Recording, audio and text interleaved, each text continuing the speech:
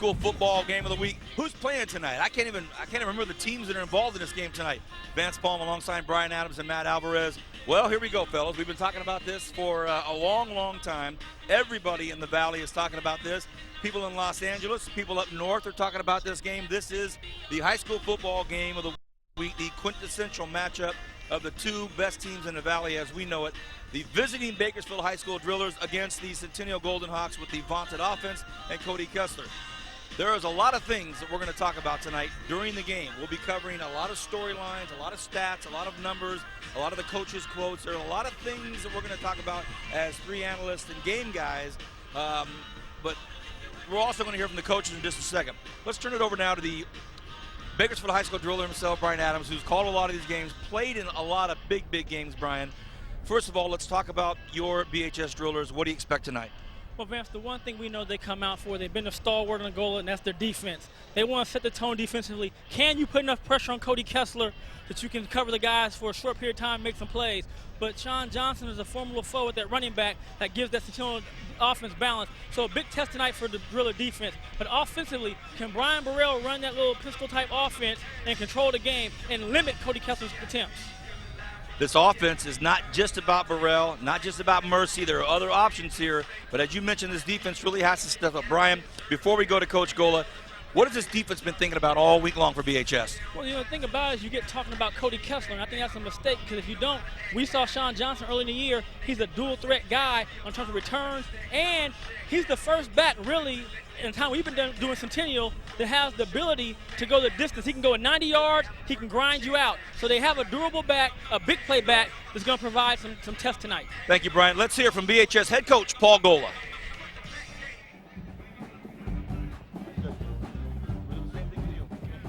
We do what we do. You know, from game 1 to game 14, we're going to preach to our kids that we're going to try to be better detailed and play with more emotion than the opponent, and that's how you're going to win. It's just when you know your system and you have answers and you put together that one. We talk about winning today. You know, Lou Holtz talks about win today, what's important now, and we talk about since January. So for our kids, it's not a big motivator. We don't have to motivate them. It's, you know, everyday goals that they set with their coaches and video, and so we're looking to get better every single day, and we look at every day as an opportunity to get better.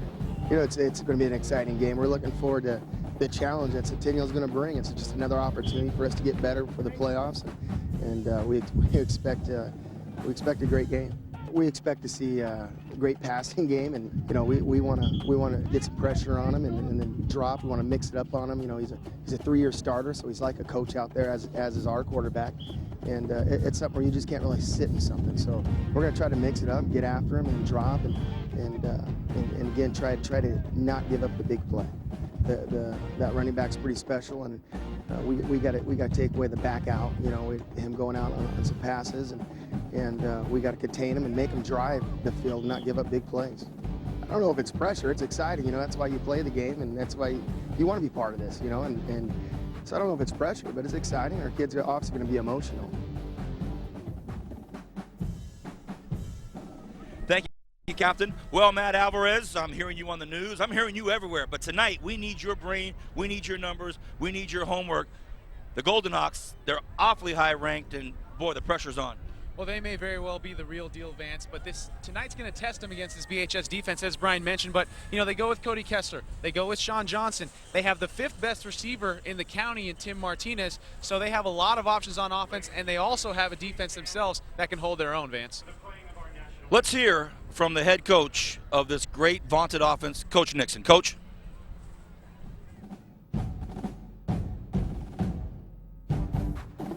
Pretty exciting. You know, we got a great group of kids. They have been working hard. They have great attitude, and we're having a lot of fun playing football. I think we've developed pretty nice. You know, we've had some receivers that were younger guys that have stepped in. We've had some veterans that have brought them along. We've had our linemen that, you know, we only had one returning starter on the offensive line, so our line have really stepped up. They've been battle tested and has really done a nice job for us there. Sean Johnson's done a nice job of being our running back and making some big plays, taking some pressure off of Cody, and Cody's, you know, exceeded expectations. I think defensively, you know, our returners have gotten our younger guys to step up. You know, some of our senior leadership, the triangle of our 2 safeties and our middle backer has really brought the younger guys along. and they're really starting to gel well and understand the schemes and things we're trying to look into. So very exciting. We're getting 11 guys to the football, and they're playing with a lot of enthusiasm. I think anytime we get the football, we have to be able to finish, get first downs, keep their defense going, getting them out of the rhythm that they like to have. Offensively, for them, we have to slow them down and get them to do things that they don't like to do. They're pretty excited. We treat this as week 8 and in our season, and we know that if we do things well, we're going to be able to go a long way. So we treat it as week 8. We got to stay focused, and we have to get better than what we did in week 7. The kids know a lot more about that than I do. We don't talk a whole lot about that. We talk about who we're playing this week and what we can do to get better on a day-to-day basis. Thank you to both coaches. Well, Matt, number 7 for Centennial, he's garnered a lot of attention for a lot of years, and this could be the big moment that he shines. Well, of course, Vance, he comes into this game throwing for 1,658 yards on the season thus far. We know he's going to be playing at USC next season, but this is the night where he can make a name for himself. You want to talk about history, Vance? Bakersfield is the best team in the history of the state of California.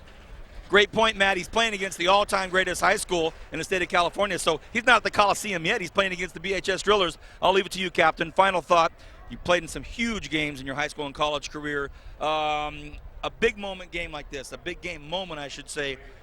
What's everybody thinking tonight under these helmets? The one thing, Vance, is you want us to define a moment. You want to define your career as a high school athlete. You win this one, you have a big game. That's what puts you in the lore and the traditions of talking about you forever. We got to go. The captains are there. We've got about a minute and a half to get up in the scissor lift. On behalf of Matt Alvarez, Brian Adams, I'm Vance Palm. High school football game of the week. It doesn't get much better than this. BHS, the underdog at Centennial. Back in a moment.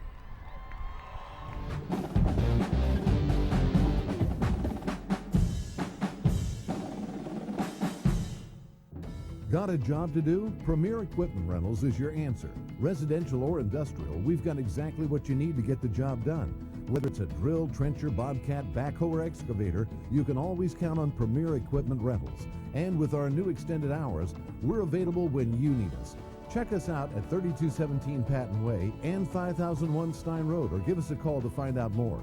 Don't forget to ask about our weekend specials. Make your next project a breeze with Premier Equipment Rental.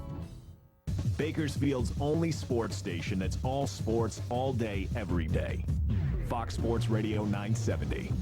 With Dan Patrick in the morning. And Jim Rome 9 to noon. Home for the world champion Los Angeles Lakers and NASCAR.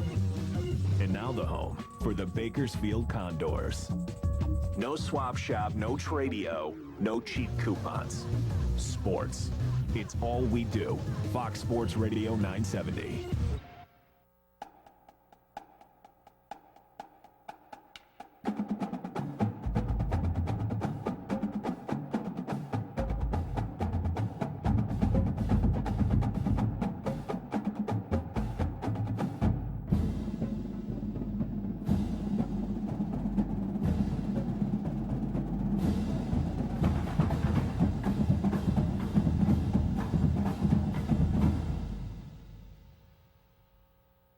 Get in the game. The Friday Night Blitz is on. Friday Football Extra. And it's a complete football package on Sunday night after the NFL. FFX Sunday Night Edition. All the scores, all the highlights, all the stories from the gridiron. Coverage of your favorite school, plus the FFX Game of the Week. Friday Football Extra. FFX, the Sunday Night Edition, only on 17 News after Sunday Night Football. Local football action. Get in the game. Football season's here and I've been waiting all year. Head high, no looking back, no fear, here we go. Pump it up, let's feel the screaming crowd. Take it all, this is our town. It's Friday night, hit the lights, let's go all out. Hands it on 3, together we'll shout. The Bright House Network's High School Football Game of the Week.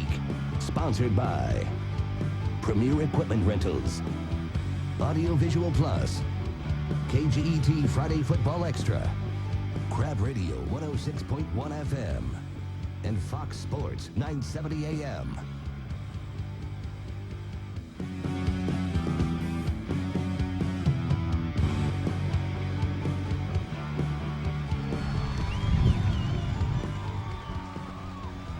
A very good evening, everybody. Welcome back. Vance Palm alongside Matt Alvarez. Brian Adams down on the grass. We're about to have the football kicked off. Bakersfield High School will kick the football off against Centennial. Absolutely jam-packed stands. Nobody can get in. It took me 30 minutes to go about 100 yards to get here. Bakersfield High School at Centennial. High school football game of the week exclusively on Bright House Networks.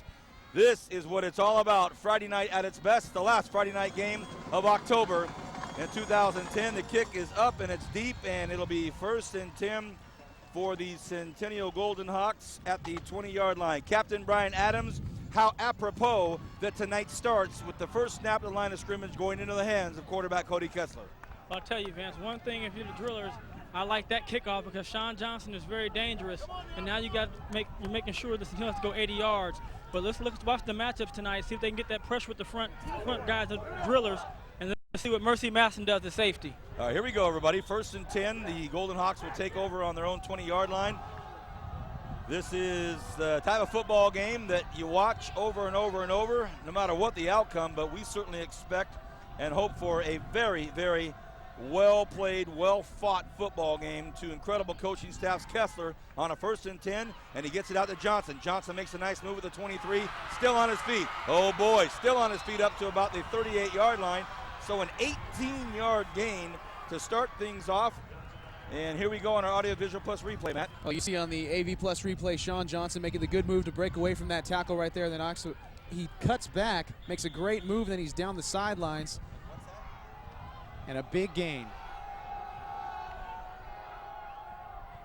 1st and 10, 18-yard gain just like this. Freeze goes in motion. Kessler on a keeper, makes a couple of nifty moves. Stiff arm here, stiff arm there, thrown down to the 35-yard line.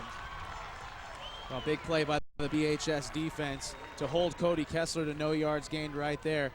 And you see here on the Audio Visual Plus instant replay, Cody Kessler looking. That was a run all the way for him. Then he cuts back and makes a move, but he lost a yard on that play, so it's going to be 2nd and 11 here. Kessler right behind center, no shotgun. Johnson behind him, hands to Johnson. Johnson swallowed up the 35, hit hard and thrown for maybe another yard loss by this BHS driller defense. Well, it was Donovan Rutherford who got in there. He got in there and got the penetration on that offensive line. You see here on the Audio Visual Plus instant replay. Big play by the BHS defense brings up a long 3rd down here. 3rd and 11. Kessler now in the shotgun, stands at the 30-yard line. Has Johnson to his left. In the slot is Freeze. Kessler steps back in the pocket, throws a nice little lob out over to the 40-yard line. It's going to be incomplete. So they picked up a nice 1st down on a 18-yard play with Johnson, but now it comes to a 4th and 11, and all of a sudden, Matt, this huge stiff wind blowing from the south. I mean, it's stiff. And I was talking to Brian about that before the game. That could possibly play a factor in the air game of both teams, in the kicking game. You never know what could happen, but Cody Kessler is going to be kicking into the wind right now on this punt. There's a perfect snap. Kessler with the punt, and he gets a nice punt out.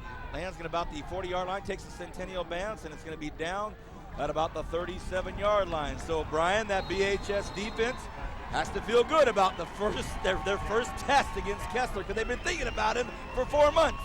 Well, Vance, one thing we talked about in the pregame is their defense. That's what they're known for. That's what they've been in the goal era, great defensive teams. And tonight in that first series, they just showed you what they're made of. They're going to get some penetration, but Mercy Masson made the big play from the safety going one-on-one with Cody Kessler, putting him in that 2nd and long, and able to blitz on that run play. Now here comes Brian Burrell. He's a well-discussed quarterback here as they send Nasita in motion. Nasita out to the left. Burrell takes a look. He cuts up. He's in the interior part of the defense, and he goes down at about the 35-yard line. A lot of talk about Kessler coming into this season, but everybody knows about Burrell. Well, you see here on the Audio Visual Plus instant replay, Burrell.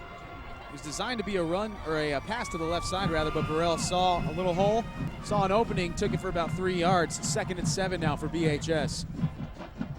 Jam-packed stands. I look behind me and everyone shoulder to shoulder, elbow to elbow. There is no room.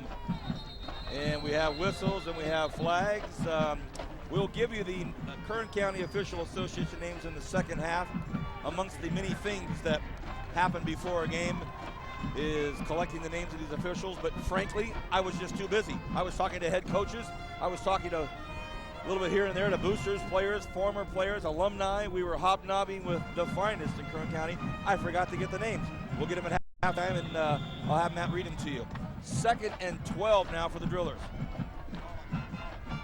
You've got Burrell here. Pistol formation for BHS. They send a man in motion. Now Burrell looks to the left side, throws a quick pass out there, and it's out of the reach of number 5, Silas Nasita. So it's going to be another 3rd down. So both defenses seem to be holding up pretty well, Vance, here in this each other's first possessions. Well, you know, the cover of the program tonight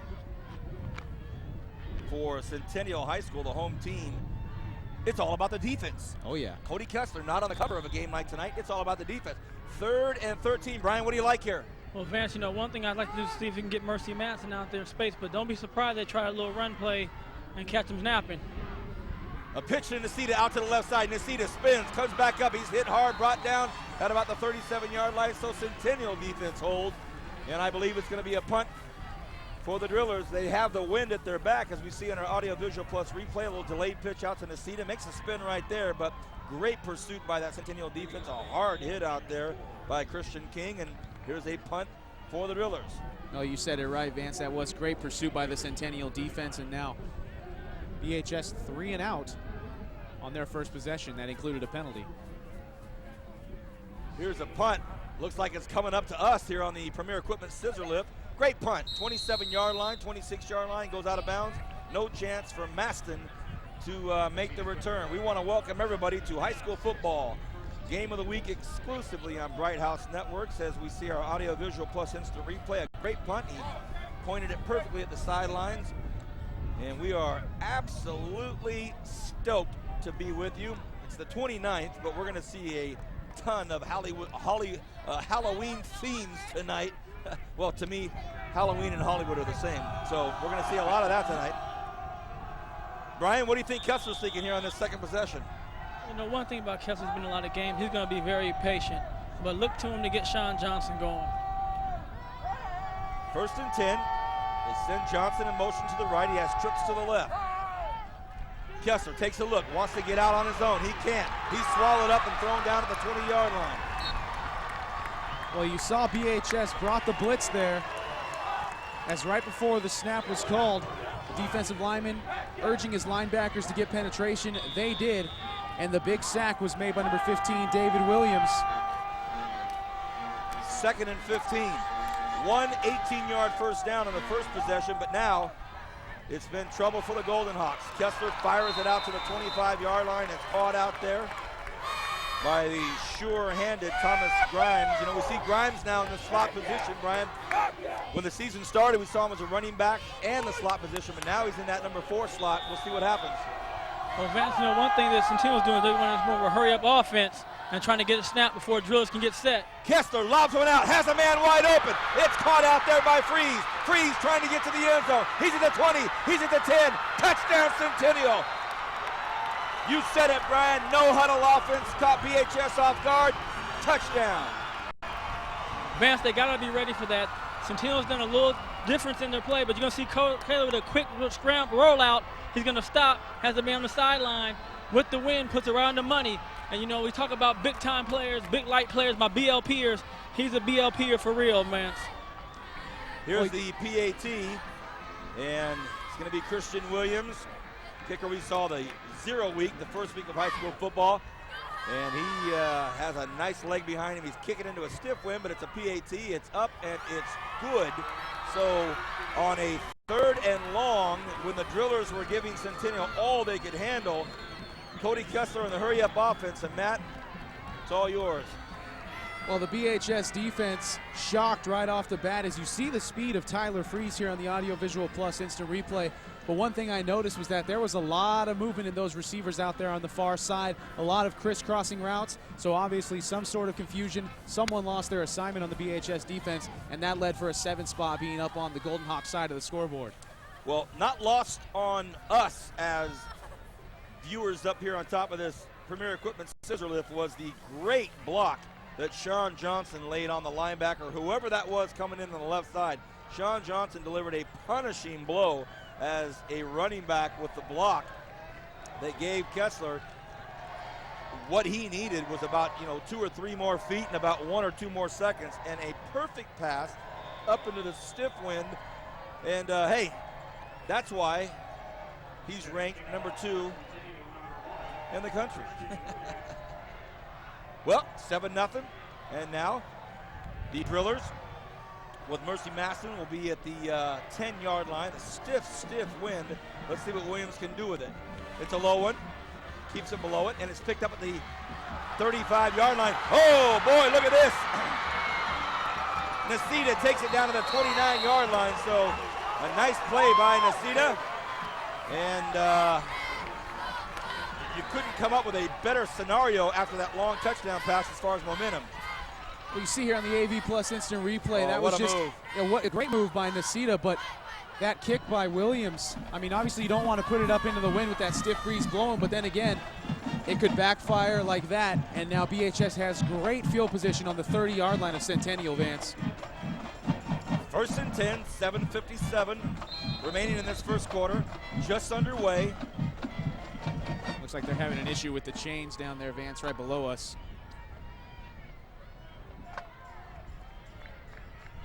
We're going to get it figured out, and here we go. 1st and 10, top-notch officiating crew tonight, as expected. Burrell, right behind the center, keeps it himself, and he gets maybe 1 yard, maybe 2 yards, not much. So you're watching 2 great football teams, 2 very talented quarterbacks, the marquee quarterback in Kessler and the 7th-ranked quarterback in Brian Burrell. So you have the main men at the main position in quarterbacks, but also a lot of great supporting cast here, and it's going to start to play itself out here as they try to chew up some yards. That's a nice run, a lot of extra yards, and he's still on his feet. Oh, it's a beautiful play out there by number 21, Walter Hunt. Walter's had a very, very good season, Brian. This is no strange viewing for the BHS Driller fans. They've seen Hunt do a lot of this.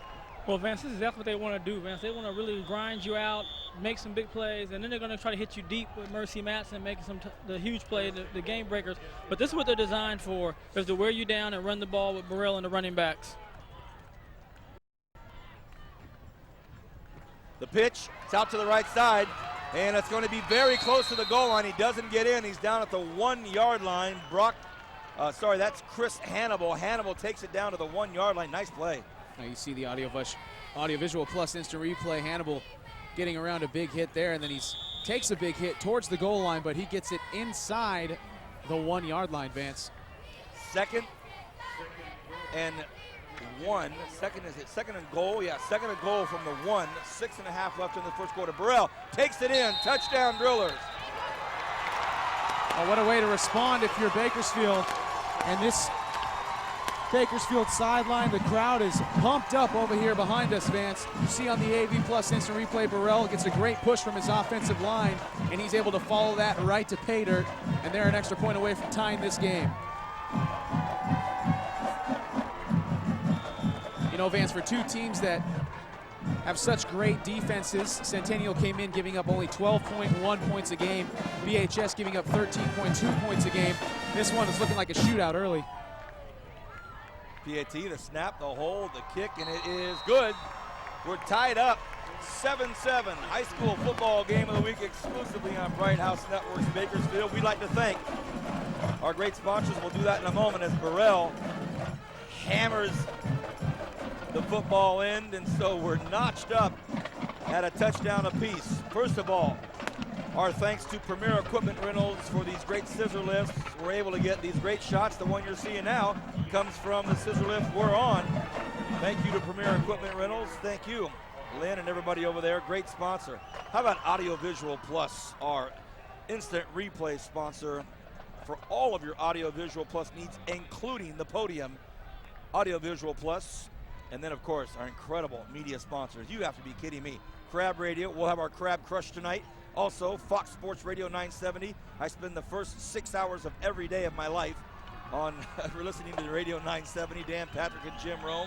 And then I spend my Friday nights watching Todd Strain and KGET Friday Football Extra. Thank you to our director, Bernard Johnson, tonight for running the show. Here we go, 6:34 remaining in the first quarter. Feels like Ollie Frazier, Hearns Hagler, Pacquiao Mayweather. Well, not that fight yet, I guess. Here we go. Drillers kick off. A long boot with the wind behind him, and that's that. Well, Brian, really no shocker here. Two very good offenses and perfect weather, perfect night. 7-7 in the first quarter, no shock. Well, you know, Vance, the one of the defense is going to settle down and make plays. Look, we're in store for a shootout. Miscommunication on the defensive end for the Drillers last one, give a big touchdown play. Then an onside kick, or not onside, but a squib kick that ended up being a 30-yard return or 40-yard return. But the other thing, guys, is both teams have great special team players who's going to put a lot of stress on the kicking game, the punters and the kickoff men. You're starting to hear the wind probably at home in your living rooms. You can hear the wind blowing across these microphones. It's windy out there. Kessler, pump fakes, throws another one. They want to do it again, and they do it again. Freeze just like that, catches it, and he's at the 40-yard line. Did not take long for Kessler and company to come back with another right cross. Well, it's the same play they ran one offensive play ago, and that scored them a touchdown this time. And there's flags down on the far side of the field. Oh. Possibly a horse collar on Silas Nasita, as you see here on the Audio Visual Plus instant replay. Just a pass. perfect ball by Kessler. And let's see if we could pick up what exactly happened. Yeah, it looks like it's going to be a horse collar on Nasita. So that's going to tack on 15 more to the end of this run. But Cody Kessler was under duress in that play, Vance. I don't know if you saw, but BHS got good penetration, as they've been getting for most of Centennial's offensive plays. But nonetheless, huge play for Centennial down deep inside BHS territory. Wow, one play, and they're already at the 24-yard line of the Drillers. Yikes. Kessler right behind quarterback, has Johnson behind him. In motion is Grimes. Kessler to Johnson. Johnson looks to get outside. One move is all it took. Sean Johnson tries to get in the end zone. And it's a flag late on the play. We don't know if it's a bad block or if it's a hold on the defense. We'll see. Well, Thomas Grimes was down there for Centennial, the wide receiver. That was thrown in the area where it could have possibly been a holding call on the receiver, but let's see what the head referee says as he looks up to the press box. And yes, it is going to be a holding against Centennial. So that one's coming back. But nonetheless, Sean Johnson made a great cut right at the line, broke it to the outside. Looked like he was going to hit pay dirt, as you see here on the Audio Visual Plus instant replay. Well, I think you're going to see what we've been seeing the last few weeks, guys, the receivers coming back. You know, it's not good when you see the front of the jersey of a receiver coming back towards the running back, and it's like he's in a position to hold. That's what I was going to think. But the main thing is receiver, just go. If you get the guy gets off you, go down and pick up the next level. Don't worry about that. A good back's going to make him miss. All right, so what was going to be first and goal from the 1-inch line is now a 1st and 10 from the 14-yard line. So the Golden Knights can still get another first down. Cody Kessler in the shotgun now. It's a brisk, strong wind coming from the southwest, and it's just coming right at this football field, right in Kessler's face. 5:50 left in this first quarter. Kessler takes a look, looks over at Johnson. Nobody in motion. Could be a, oh boy, that was close. Kessler takes a look in the pocket, gets out, has a ton of room, fires across his body, finds his man. That's Grimes. Does Grimes get in? No, 1-yard line. So there we see Cody going to his left, Brian. We saw that a lot early in the season. We saw it a lot last year. Likes to run to his left. Yeah, he does still better going to his left, Vance. You've noticed that over the course of his career. But one thing again, the pressure's there, but they don't get him. And then with his athleticism and his decision-making, he's going to put you in a pickle. He's either going to run or he's going to throw it. Either one is going to be a Centennial win. Well, now it's 1st and goal from the 2. Kessler takes a look, gives it to Johnson. Johnson gets down to probably the 1-yard line, if anything. So it's 5:24 on the clock remaining in the first quarter, 7-7. And our Audio Visual Plus replay just shows a big scrum right in the middle of the line there, Matt. Yeah, you see here they just hand off to Johnson, and the BHS interior defensive line doing a great job of holding their ground. But the good thing about Centennial is that they have 2 more downs to pick up only 1 yard to get to pay dirt. Kessler wants to jam it in himself, flag on the play. The official still hadn't given the touchdown sign anyway, who didn't see the flag, so it's going to be a motion penalty on Centennial. Oh boy. So Centennial really shooting themselves in the foot here as the players getting up, reacting to Kessler being able to cross the goal line. However, they weren't aware of the flag, but illegal motion call, and that's going to be the second penalty of this drive here for Centennial, so it'll back them up to about the 6-yard line. If you're just getting to your televisions, high school football game of the week, we see Kessler trying to jam it in there, but all for naught. Motion penalty, 2nd and 6 now. We're tied up 7-7 here in this first quarter. It's pretty much living up to all the hype as far as the crowd, the stands being packed, both sides of the end zone, all the way around, absolutely packed. Cars all the way up and down the streets surrounding Centennial High School. Johnson right behind Kessler. Kessler goes to his right, sees his man, and that's the main man right there, Brody Scott. Touchdown, Centennial. Well, great play calling by Centennial as they find Brody Scott. They put him in motion before the snap, and Kessler was looking for him all the way. Brody doing a great job of holding on to that ball after he made the catch, and he just dives into the end zone to give Centennial back the lead. 13-7.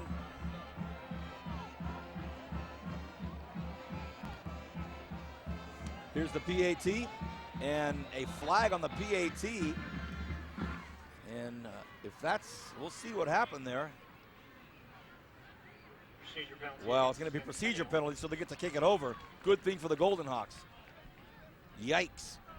Well, another undisciplined penalty here for the Golden Hawks, though, Vance. I mean, regardless of it's whether on the extra point or whether it's on a normal offensive play, but nonetheless, they'll get another shot at this extra point. Yeah, what did happen after that first attempt there by Williams? Notice he's not wearing the fluorescent shoes that he was wearing earlier in the season. I wondered.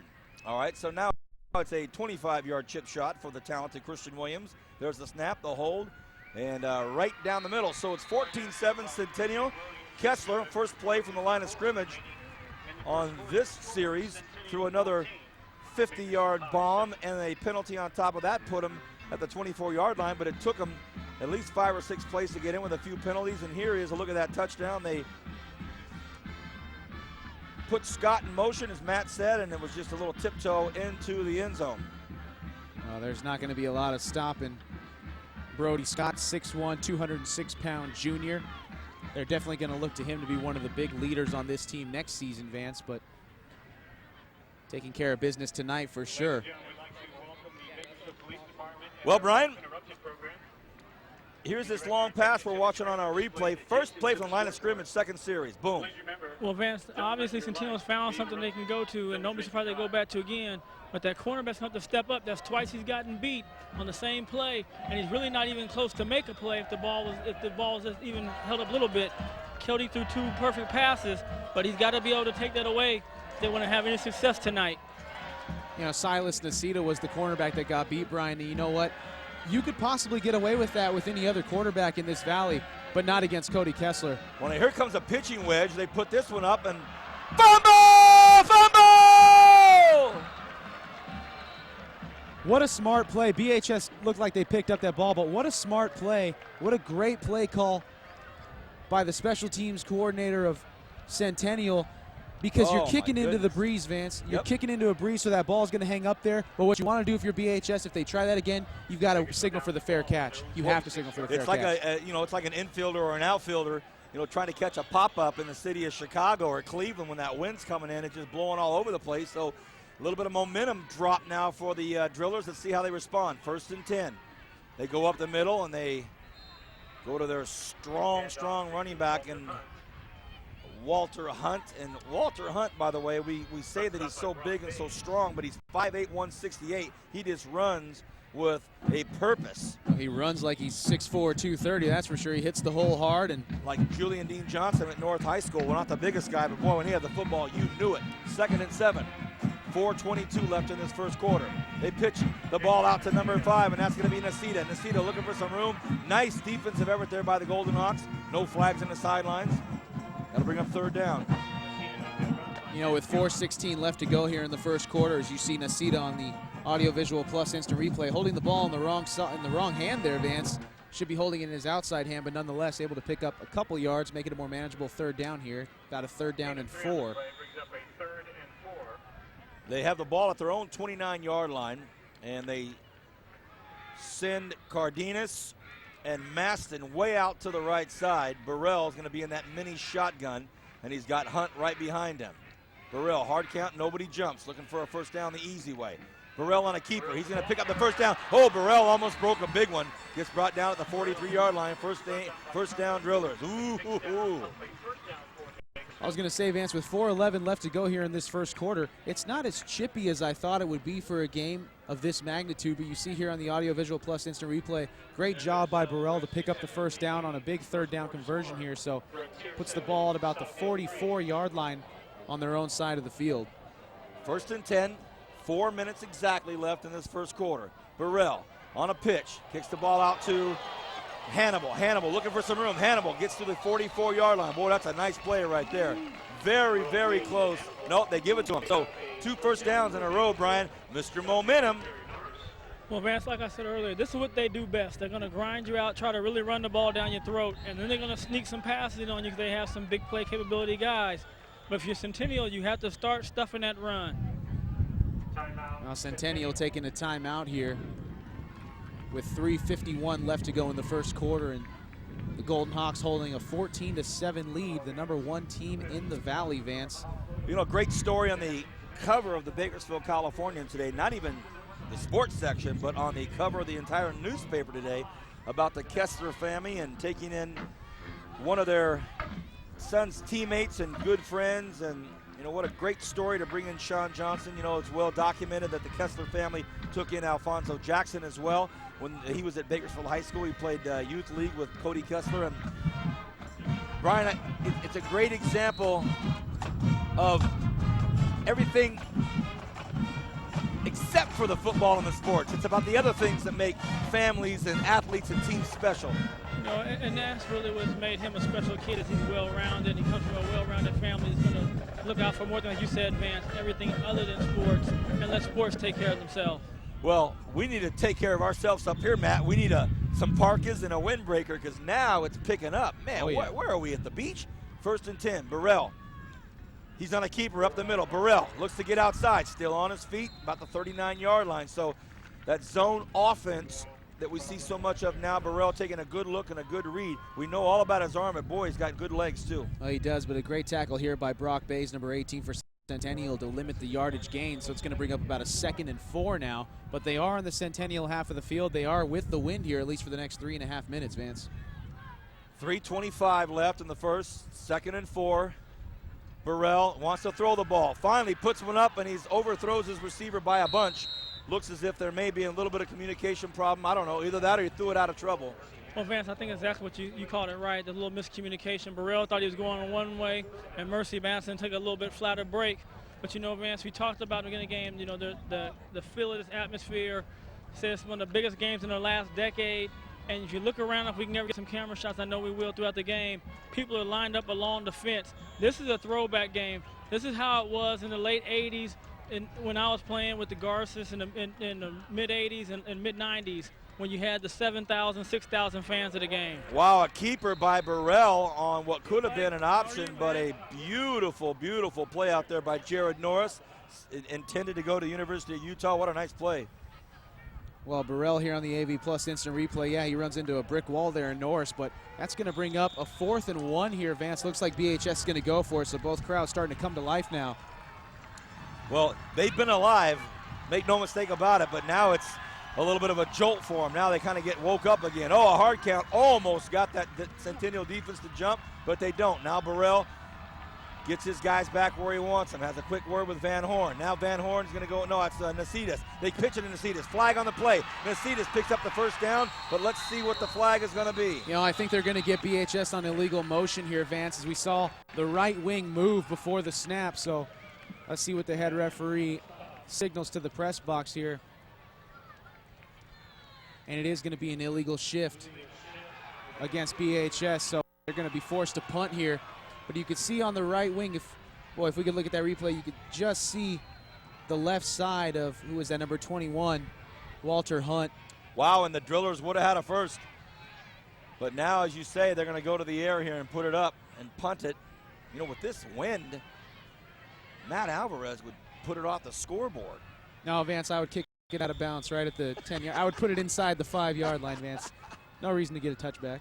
All right. Nacetus. That's going to be end zone. And he puts it into Grimes' hands at the 9. Grimes looking to get to the right side, looking for that wall. But he's going to get, no, he's not. Yes, he is. No, he's not. Yes, he is. And he gets brought down to the 4-yard line. He was almost down 2 or 3 times, and not a very good return when it's all said and done, Brian.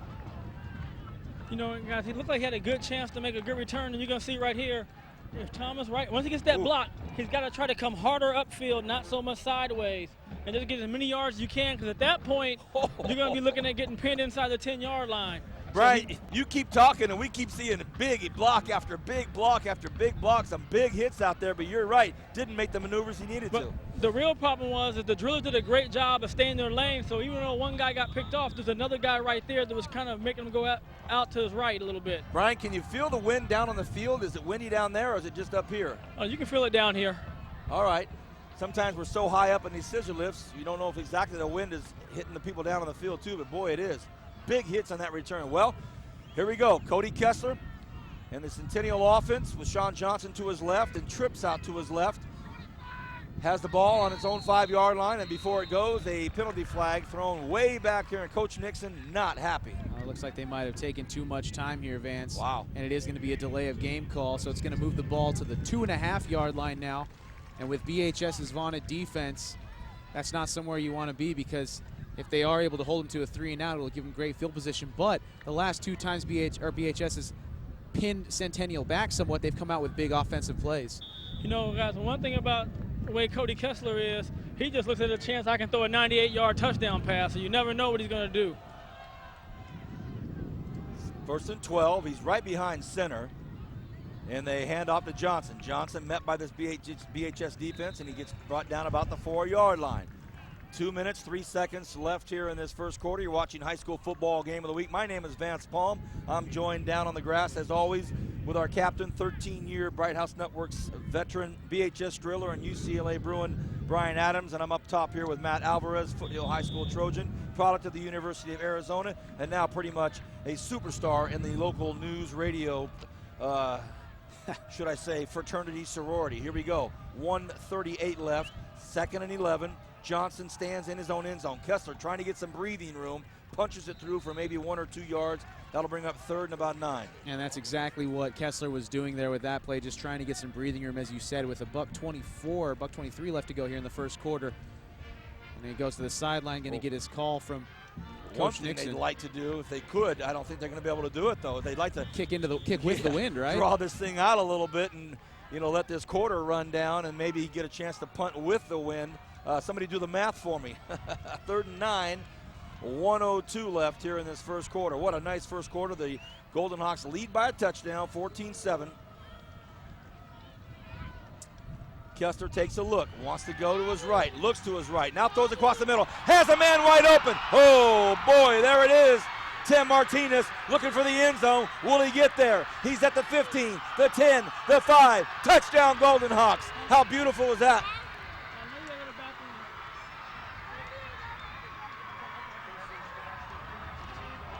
20-7. Well, Cody Kessler goes 93 yards on this bomb. Obviously some sort of defensive miscommunication, and this BHS team is stunned right now as Tim Martinez Nobody near him. All alone running for daylight, and Centennial has shocked the BHS drillers thus far in the first quarter. What'd you see, Cap? Well, Vance, that's what I talked about. When you pin this young man down, he looks in and takes those challenges. And he was able to move up a little bit in the pocket, avoid the pressure, and he let Martinez come free, threw it right on the money, and then Martinez did the rest, running away from the backfield.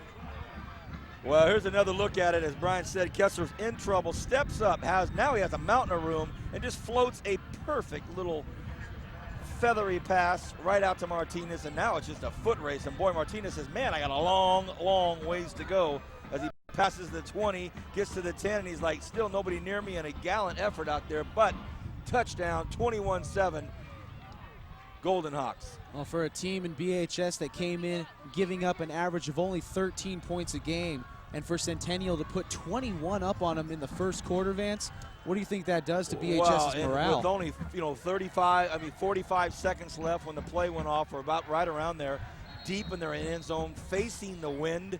They're going into the wind now. you know, the quarter's going to switch and the Golden Hawks are going to have the wind. So, yeah, it's all about gut check time early for the most storied, most successful high school program in the history of California. Let's see what happens. 21-7, Golden Hawks will kick into this fierce wind, but not soon after that. I mean, not long after that, they're going to have the wind to their backs. Let's see if they try that pooch kick once again, Vance, and see if BHS wisens up and calls the fair catch this time. With some great talent right in the middle of this football field, and they do it again. And going to be a fair caught this time, Matt. So they listened to you, and they did the right deal right there, and taken by Dominic Rutherford. So it'll be 1st and 10 BHS Drillers, and they only have 38 seconds with this wind at their back. Well, I don't think it matters at this point, fans. I think they just want to get back on the scoreboard, because right now, you know, they've had to punt twice. They've given up 21 points on defense. So Cody, obviously, you know, that could be attributed to Cody Kessler and his ability to step up in the pocket and make plays happen. But BHS, it is gut check time right now for the Drillers. They need to respond in a hurry. And they pitch it out to the right side. A nice play to start things off. Ball taken by Hannibal. Hannibal gets about 7 yards. Is that a flag on the play? That is. Oh, boy. Flag thrown at the 35-yard line of BHS, and it's going to be a procedure penalty against the Drillers. So it's a nice run, too. Yeah, negates a very nice run.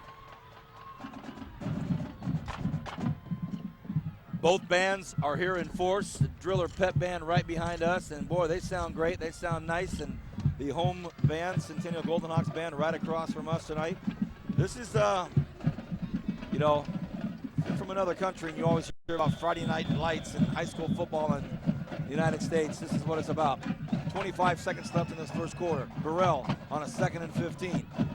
Hands the ball up the middle. A big, hard run by Hunt. And for all intents and purposes, that's probably going to wind this first quarter down with 10 seconds left in it. It's been a fun first quarter. You're watching high school football game of the week exclusively on Bright House Network's Bakersfield. Centennial jumps out to a 2-touchdown lead early, 21-7. Back in a moment with the second quarter.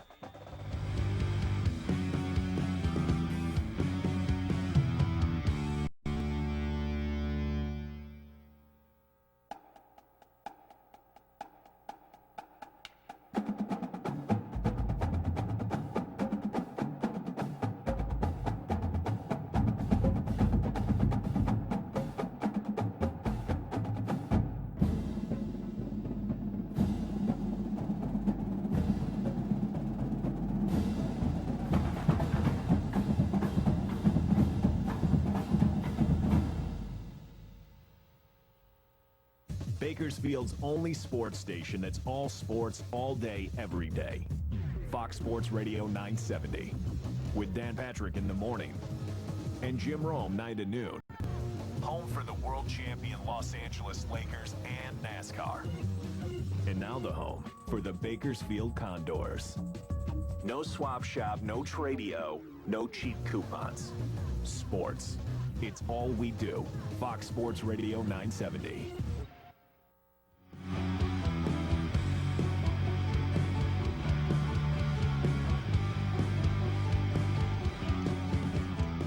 First play, second quarter, Burrell takes a look, finds his man, and it's complete out there to Nasita. Nasita slides underneath the defenders and picks up a first down. Boy, that's just what the doctor ordered for the Drillers. Yeah, he slid underneath the defender there, Vance, because it looked for a minute that he could have been decapitated by number 8, Michael Martins, on the defensive side of the ball for Centennial. And I think Nasita knew that was coming, so that's why he slid over to second base. Picked up the first down, though, just like you said. Just underway here, second quarter. Burrell has Hunt standing right behind him. Nasita in motion, they go to Hunt. Hunt battles his way up to the middle of the football field. I think his forward progress will take him right to the middle of the football field. October is Breast Cancer Awareness Month, and we've seen a lot of pink all over in the sports world this month, and no different here tonight as the BHS Drillers and their pink socks. 21-7 on a 2nd and 4. Burrell stands at about the 46-yard line in the shotgun. Now he's all by himself, either a pass or with his legs. Could be him on the ground on a 2nd and 4, looking for 5 yards here for a first down. Burrell takes a look, pitches it out. This time he pitches it out to Brandon Johnson. Don't believe Johnson picked up the first down. Brian, your thoughts on that first quarter? Both it could have been a better first quarter there for Centennial Golden Hawks. They were able to make some big plays against a defense that usually didn't give up that many. But they're only up 21-7 with 3 quarters to play, really. And if the Drillers can get something going, put some points on the board, score here, they're down 7, one defensive stand, you score, you're tied up. So I think it's a lot of football left, but I like the way the Drillers ran down into the quarter, no heads down, guys on the sideline, coaches, everybody's positive. Well, here's a test right here on a 3rd and 4. Burrell on a keeper, keeps it, tripped up after about 2 yards, and one more step or 2 more steps, and he has the first down. But instead now, it's going to be 4th and a very long one. Well, that was a good tackle by Jared Norris here on the AV Plus instant replay. You see Burrell cutting back, and boom, Norris lowering the boom on Brian Burrell, and that's going to bring up a 4th down and 1, like you said, from the 46-yard line, Vance. Obviously, they're going to go for it. They need to put some points on the board. Jared Norris amongst the top linebackers here in this city. Hobson, Grant Campbell, some great linebackers, and he is amongst the best. And they pitch it out to the right side. Johnson's going to be in trouble. There's no way. No way. They hold him on 4th down. Well, they run the option again, and Centennial sniffs it out again. The last time they ran it, it was to Johnson on the outside. Centennial all over this one. They knew it was coming. They stopped it. They turned the ball over on downs. Well, guys, I'm going to give Ryan Arend some credit. Been watching him coach on the Runners defense for a long time. This has got to be the best Centennial defense I've seen that they've had in terms of their ability to run sideline to sideline. There's openings, fellas, but once these driller backs are cutting up, the linebackers and cornerbacks and safeties are coming up, and they're making short gains for the drillers. All right, Golden Hawks take over on a 1st down midfield. Strong wind behind the back of that strong arm of Kessler. Let's see how this BHS defense responds. In motion, Grimes. They send him back to the right side. Kessler takes a look, wants to go to the air, but he can run it as well. Kessler to the 50, brought down at the 45-yard line, gain of about 7 yards. A big gain there by Kessler on the left side, and he has a lot of time in the pocket, something he didn't have a lot of in his first couple of possessions, but his offensive line doing a great job of giving him time here, but then he runs out of time and says, I think I'll take it myself. Swinging the ball a little bit there, but nonetheless picks up a good gain on 1st.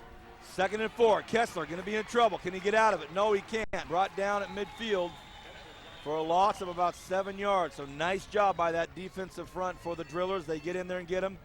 One thing about Cody Kessler, everybody, he's a very talented basketball player as well. He's got very good feet, very good vision, but not much you can do there. What a nice play by the Drillers, namely, well, about 4 of them. Kessler drops back, screen play, floated out in the middle to Johnson. Johnson makes one move, gets about to the 49-yard line. Nice job by the Drillers on the 3rd and 10. Really nice defensive effort on this series. It was a great defensive effort, and it's going to force Centennial into a punting situation here near midfield. You see on the AV Plus instant replay just a good pass over to Johnson, but BHS swarming to the ball, and David Williams making a great tackle. So we'll see Cody Kessler about to take the punt. He's standing at his own 36-yard line and back deep for the Drillers. Low snap, bobbled on the ground. Kessler picks it up end over end. Let's see what kind of bounce it takes. And it takes a perfect bounce. Boy, when it's working, it's working. A low snap. Kessler gets rid of it and boots it down to about the 7-yard line. Here's a look at it. Catches it, scoops it up, says, no worries, my man. Well, it helps when you're punting with the wind like that, Vance, to get a big roll. And there's not much that Brandon Johnson can do there. He just has to stand there and watch it roll inside his 5-yard line. And now Burrell will take over with the BHS offense having to go 96 yards. Is that Kaylee Kwashnick? I don't know if it is. I know we have some junior cheerleaders, some small cheerleaders, but that might be Kaylee Kwashnick. I don't know. We'll see. I know she's down there. Oh, big hit at the line of scrimmage. Huge hit as Chris Hannibal took a drill from who else but Brody Scott, but he hung into it. Early call for the crab crush. Watch this. Bam! Boom. But I don't know if you can call that a crab crush. Yeah, if the you running can't back, get any crush if you don't hold him up and he gets 3 more yards afterwards. If the Hannibal man stays in there and goes 3 more yards, that was kind of a crab clip. 2nd and 6. Burrell, hard count. Nobody goes. Drops back. Has some time. Now goes to his left. Has a man open. A man wide open downfield. Oh, goodness gracious. Chris Hannibal standing by himself at about the 25-yard line. Nobody near him. But I just think that Burrell was just in so much duress. And I think you're exactly right, Vance. He was under so much pressure. He's just trying to see if he can plant a lane to run. But if his head would have been up just for a second, he could have made the same kind of play Cody made on the big 95-yard touchdown. 3rd and 8. A defining moment early in this football game right now for these drillers. If they don't get a first down here, oh, no flag. Nobody pulled the flag. Nobody called it. Oh, boy. Well, now they do. They're going to call it now because they don't have 4 men on the line. Exactly. Matt Alvarez calls it out. We saw a ton of movement there right before the play. No call, but then, Matt. You see here on the AV Plus Instant Replay, it was number 18 there. It was Chris Hannibal for BHS who didn't get off, or who was on the line, and then it looked like he did get a false start, but he covered it up. He masked it by stopping himself, but then again, that put them without 4 men on the line. Or, I'm sorry, without 4 men off the line. So they had 5 men in the backfield, so that's an illegal formation. They're having problems, guys. Here's a guy coming on late, 2 guys coming on late, so right now the drillers are not focused like they need to be. So David Williams Jr. runs on late, 4th and 7, and a snap, and Nacita's gonna have to try to get something. What a nice punt. Takes a really nice bounce. Grimes would think about picking it up, but you couldn't have asked for a better punt for the drillers, and Silas Nacita. Hey, that's a 65-yard punt into the wind. What? He kicked it at the goal line or in behind the goal line, and it ends up in the 35-yard line. That is a great punt by Nacita.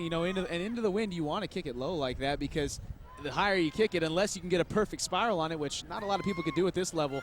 But if you kick it low, it's not going to have as much wind resistance. When it hits the ground, it's going to get that bounce like that. Very smart to kick it end over end. Well, all that really does. Oh, that's what you're laughing at, my math.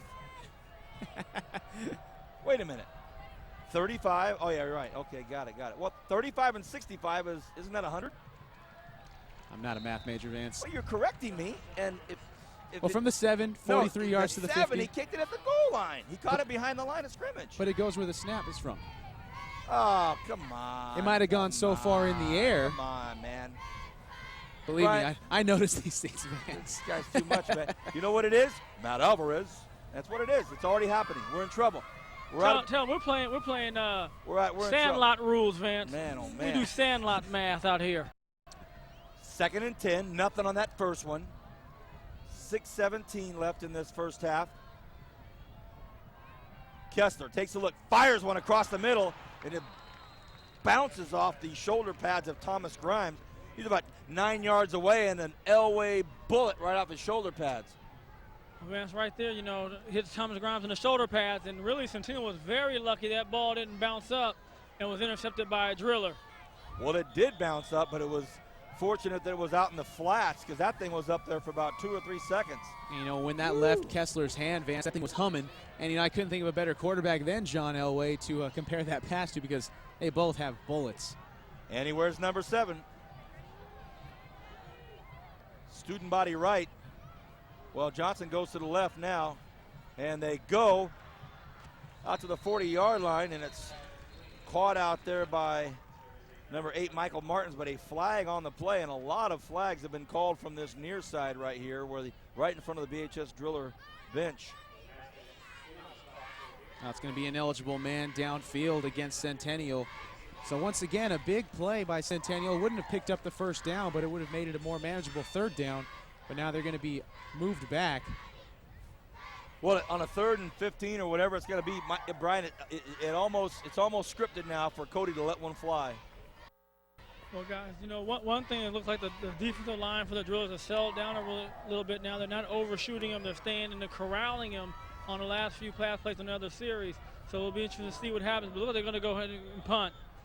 They declined it. So it's going to bring up a 4th and 4. Well, when you have the number 2 quarterback in the nation as your punter on a 4th and 4 at midfield, you just never know. But they do put it up, almost blocked. Maston takes a look at it. Oh, he might be able to pick that up. No, now he has to back away, and look at this. We've seen a lot of really nice punts. All right, do the math for me, Matt, so before I say something foolish. That's a 51-yard punt by Cody Kessler. So when Very you have nice. the best quarterback when you have the best quarterback, not only throwing the ball for you, but kicking 51-yard punts that land inside the 5-yard line. Well, the thing about Cody, he can throw it as far as he can punt it. Almost blocked, though. Nice job by the Drillers. Oh, my goodness, that was close. He went right through the line. Yeah, right he did. That's what those guys are back there for, to stop that sort of thing. Oh, my goodness. He said, who's got him? You got him? I don't have him. You have him? Nope, I don't have him. Uh-oh.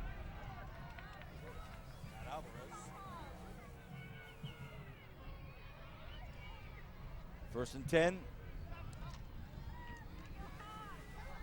Hand off. Nice run. 5 or 6 yards there. Exactly what he needs. And Hunt, who is really does a nice job of getting those tough yards and brings up a 2nd and 5. That's a good 5-yard run. The Drillers needed it. Yeah, like we mentioned earlier, Vance, he's one of the guys just lowers his shoulder and hits the hole hard, and picked up some good yardage here is near the 5-minute mark here in the second quarter. Maston split way out to the left. Burrell takes a look to his left. This time he sends Wise in motion. He goes to his left. Burrell looks. He's in trouble. Burrell's going to go down. No chance. We have not seen Brian Burrell with any time tonight to throw this football. Well, Vance, when you're trying to come and roll out and give the end for Centennial great credit, he didn't go for it. He stayed right there, kept contained, was able to make a play. And Burrell gets sacked again, so they're going to have to shore up some things at halftime offensively on their protection. Logan Kuka with a nice play on a 3rd and 8 now. 4:41 left here in this first half. Burrell on a long 3rd and 8. Goes to his right side. This time he's in trouble, and it's going to be completed out there to Maston. Maston still on his feet. Maston to about the 22-yard line, and we have a Centennial Golden Hawk down at the goal line, and looks to be really expressing himself with a painful kick into the ground. And I think it's going to be Alex Trujillo. Oh, my goodness, what a valuable asset to this football team. Well, it is Alex Trujillo on the ground there at the goal line, but a great job of picking up the first down by BHS. But, I think they got away with a holding call, Vance. I don't know if, sure did. It looked like Brody Scott was being held near the line of scrimmage, and I looked at the referee as soon as I saw that, and he reached towards his pocket, and then he pulled away, so...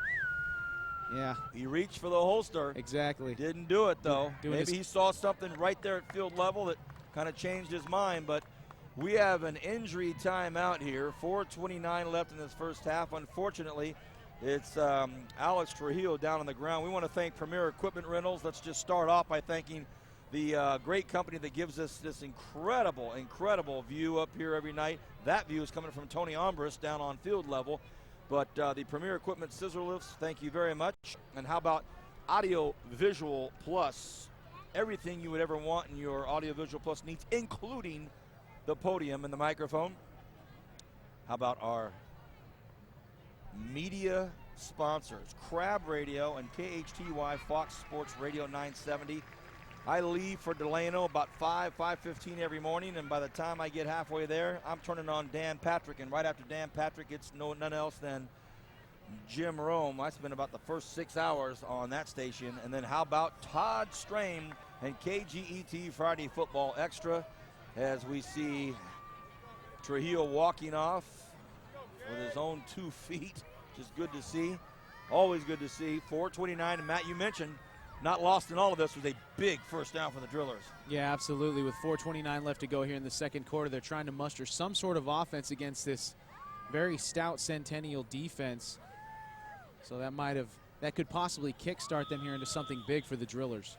First and 10, 4:29 left in this first half. The wind has died down. No wind. Very soft wind now. Let's see if they can take advantage of it. Burrell looks to his left, goes to his right, wants to go long. He's in trouble, though. Burrell trying to get rid of the ball. Can't get rid of the ball. Can't do anything. Swallowed up again by Brody Scott. Scott having a great first half. Well, they might have wanted to hold Scott on that play because it looked like he got in relatively uncontested here. As you see Burrell faking the pitch on the AV Plus instant replay, and he just runs out of time. Scott says, "That's all mine." And a big hit after the play there, number 24. Late That's hit. Trent Miller. Brian? Vance, somebody on the offensive line has to get together and make a decision that they're going to protect him and give him some time to make some throws. You're right. 4-man rush right now. And Burrell Runs to his right, takes a look, fires one out, and almost picked off. And boy, Tyler Thornton had a beat on that one. That's the first time we've seen Burrell really unleash one, and it was a hard bullet, but man, Thornton almost picked this off. Yeah, Thornton almost picked it off, Vance, but then again, the pass was almost completed to Nasita, and if that had happened, Thornton was going all for broke. So if Nasita could have possibly reeled in that ball, he was going to go the distance. 3rd and 16. Cardenas runs in the play. He's going to give it to Burrell very quickly. 3:43 left in this first half. Been a very, very good football game, but Centennial with a 2-touchdown cushion right now. And a lot has gone right on their offense. This offense for the Drillers has been struggling. Let's see, looks like a blitz. They pick it up this time. Burrell takes a look and fires it out to the right side. What a beautiful pass and a very good catch by Johnson, but about 4 yards. Yeah, after all said and done, it did bring up about 4 yards there from the original line of scrimmage. A great pass and a great catch by Matson, but, he's momentum carrying out of bounds there, so it's going to bring up yet another punting situation for the Drillers. 4th and 16. Nasita, perfect snap, by the way. He comes out and hammers another one. This time Sean Johnson takes a look at it, bounces backwards, continues to bounce backwards, and stops right at midfield. So right at the 50-yard line, exactly in the middle of the football field, and Cody Kessler will come out with his offense and see what they can do. They have a 2-touchdown lead, 21-7. High school football game of the week. It's a pleasure to be with you. I'm Vance Palm. I'm up top on the scissor lift with Matt Alvarez, and down low on the ground, Brian Adams, our captain. Played 4 years for the Drillers, 4 years for the UCLA Bruins, and been in a lot of these big games, called a lot of these big games. Brian, 2-touchdown lead for the Golden Hawks. The Drillers are still in this, baby, but with 3.5 left in this first half, if the Golden Hawks put another one up, it's going to be a big road to big mountain to climb in that second half. Well, Vance, the one thing you know about the Golden Hawks, they like to finish quarters, and you don't want them to finish one right here. If you're the Drillers, you got to get a stance right here and get the ball back. Kessler gets out of trouble, but then gets back in trouble. Couldn't get away, so the defense for the Drillers have had a couple of big sacks for some big losses, and that's what they're going to have to keep doing, putting the pressure on Cody. Yeah, but Centennial has countered that with big plays at the right time, so you can never count Centennial out, whether it be 2nd and 19 as it is right now, or whether it be 3rd and 26, and you see Trujillo with an ice pack there on his left ankle. And he's getting some water, and that's definitely a big loss because he doesn't only play on the D-line, Vance. He starts on the O-line, so that's a big loss. Our director, Bernie Johnson, telling us he's the only returning starter on the offensive line. Thank you, Bernard. 2nd and 19. Kessler hands the football off, and it's Johnson trying to make something happen up the middle, and it's maybe a yard, maybe 2 yards, so 3rd and 19. The Drillers have had some good stops, but there's been a couple of long pass plays that Kessler's turned into some beauties, just some beauties. Well, what do you do now if you're BHS and it's 3rd and 16? I mean, they've seen this before. This script has already been written. What do you need to do now defensively to change it up to make sure it doesn't happen again? Well, Vance, Matt, one thing you have to do is they just have to take care of the assignment. If you're playing man-to-man, stay with your man and let the defensive line do the job, but make it be a tough throw for Kessler. He hasn't had to make a tough throw on 3rd down. Low snap. He's in trouble. He gets hard. Big hit out there by Dominic Rutherford. And, well, Brian, Matt asks, you answer, you throw it back to Matt. It's just perfect TV. Right on cue, Brian. Great call, and they brought the huge blitz there. Dominic Rutherford was the one who got in there uncontested, and now BHS is going to take a timeout with $1:53 left. A big hit there on Kessler on the AV Plus instant replay. And BHS is going to get the ball back with 1:53, and they're going to have 2 timeouts left after this first one. Wow, working with you guys, pretty easy. Pretty easy working with Brian and Matt. I think I'm going to have to take you guys to lunch here sometime this next week. Why don't we meet at Subway? No dollar menu at McDonald's? Nah, I'll go foot long. I can support that. Is that Kaylee Kwashnick? I'm trying to figure out who Kaylee Kwashnick is. Her father saw that I was in dire need of getting close to the gate because I couldn't park anywhere. I thought I was going to have to park over at River Lakes Golf Course. Scott Kwashnick picks me up, puts me in his truck, drives me right to the door, right to the gate. You didn't get the VIP parking tonight, Vince? I did. I didn't need it. I got pulled right up in here. All right, Kessler, 4th and 23. Back to punt. Remember, the last punt almost got blocked, Vance. High snap. Ooh, grabs it. And here's a nice punt by Kessler. It's going to be taken to the 27-yard line. That's Maston looking for some space. Picks up some space. Maston. Oh, a massive hit at the sidelines. Who else? Jared Norris. Norris popped him on the way out. So two great athletes meet toe-to-toe right there on the sidelines. What a nice block he picks up right there. And look at this hit. There's a couple big hits going on there. 36-yard punt for Kessler. Bam! Oh, he gets knocked out of That bounds. could be a crab crush. And you would that came from a guy who you'd expect. That's Jared Norris, the Utah commit. So oh, it's so funny now to hear the guys in the truck starting to qualify what a crab crush is now. No, stayed on his feet. Yeah, but he lost his helmet, lost his head, can't even stand up anymore. 1st and 10. Burrell hands the ball off to who else right up the middle? The gigantic 5'8", 168-pound Walter Hunt, who takes 4 or 5 players with him every time. We have a timeout, and it's going to be taken by the Drillers. They have a $1:33 left in this first half. They're going to try to make something happen here. See here on the AV Plus instant replay, Hunt, just like we said, I mean, he hits the hole hard and he doesn't go down very easily. You know, runs low, huh? Yeah, I don't even know if he went down on that play, but good job by Centennial's defense. This is really where Centennial's defense needs to step up yet again to prove that BHS's offense just can't run on them, you know, right now with 1:33 left. If they can keep him out of the end zone, that's a huge win for Centennial's defense right now. 1:33 left in this first half. Sure hope you're enjoying this exclusive full game coverage by Bright House Networks Bakersfield. A lot of handshakes, a lot of dignitaries here tonight. Congressman Kevin McCarthy right down below us, and maybe Brian, maybe you could catch the congressman and see what his thoughts are and see what his plans are tonight, see what his thoughts are in this big football game. 2nd and 6. Burrell goes to his left, looking for some time. Back to his right, not a bad play. It's going to be taken out there by the speedy Walter Hunt, the powerful Walter Hunt, and a flag at the end of the play. What do you think, Matt? Looked like it could have been in the area of a face mask being called. Ooh. So if that's the case, then that's going to be a huge boost here. Oh, holding. So yet another receiver. This Driller holding. Crowd doesn't dig it. Driller crowd voicing their frustration and anxiety here on that call.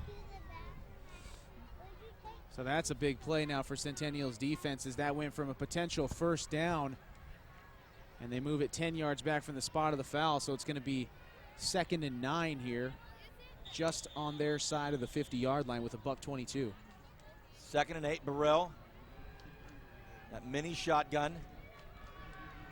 Takes a look to his left, fires one, and it's caught. Oh, it's dropped. Goodness gracious, what a perfectly timed hit by Zach Clayton. That was as close to a perfectly timed hit to cause an incompletion as you could get. Watch this. Boom, just right on impact. That football hits the hands of the receiver and knocked out. Well, you know, this brings up a great question. What do you do here on this 3rd down play? You know, obviously you go for the first down, but do you keep it on the ground or do you risk throwing an incompletion and giving the ball back to Centennial with a minute left on the clock, knowing full well that they have that deep threat every play? Looks like a pass play, or could be Burrell keeping it. He steps back, throws out to his left. He's going to need a good move. Oh, he has all this real estate to the left. He fumble! Oh, goodness. I think we all saw what everybody saw. John Will had a huge chunk of real estate to his left, went back up into the middle, a nice catch and a nice run, but then, as you won't see here, but to the bottom of your screen, it's all real estate, and then look at this hit right here, and it's stripped, not a huge hit, but just stripped out there, and hey, guess who's on it? Brody Scott. So, Matt, that answers your question. Nice pass play, but in the end, here comes the Golden Hawks with 62 seconds here. Strong wind starting to pick up again, and they're at their own 35. Well, they have a great kicker in Christian Williams, and if they get into field goal territory, you know, regardless of whether they put 6 on the board or not, they're kicking with the wind now, so gives them a good opportunity to put some points on the board going into halftime. Kessler right behind the quarterback. Right behind the center. No shot. Goes for the hard count. Nobody jumps. And now it's going to be too much time. And Coach Nixon just beside himself. Can't believe it. Wants to know why and how. Delay of game penalty.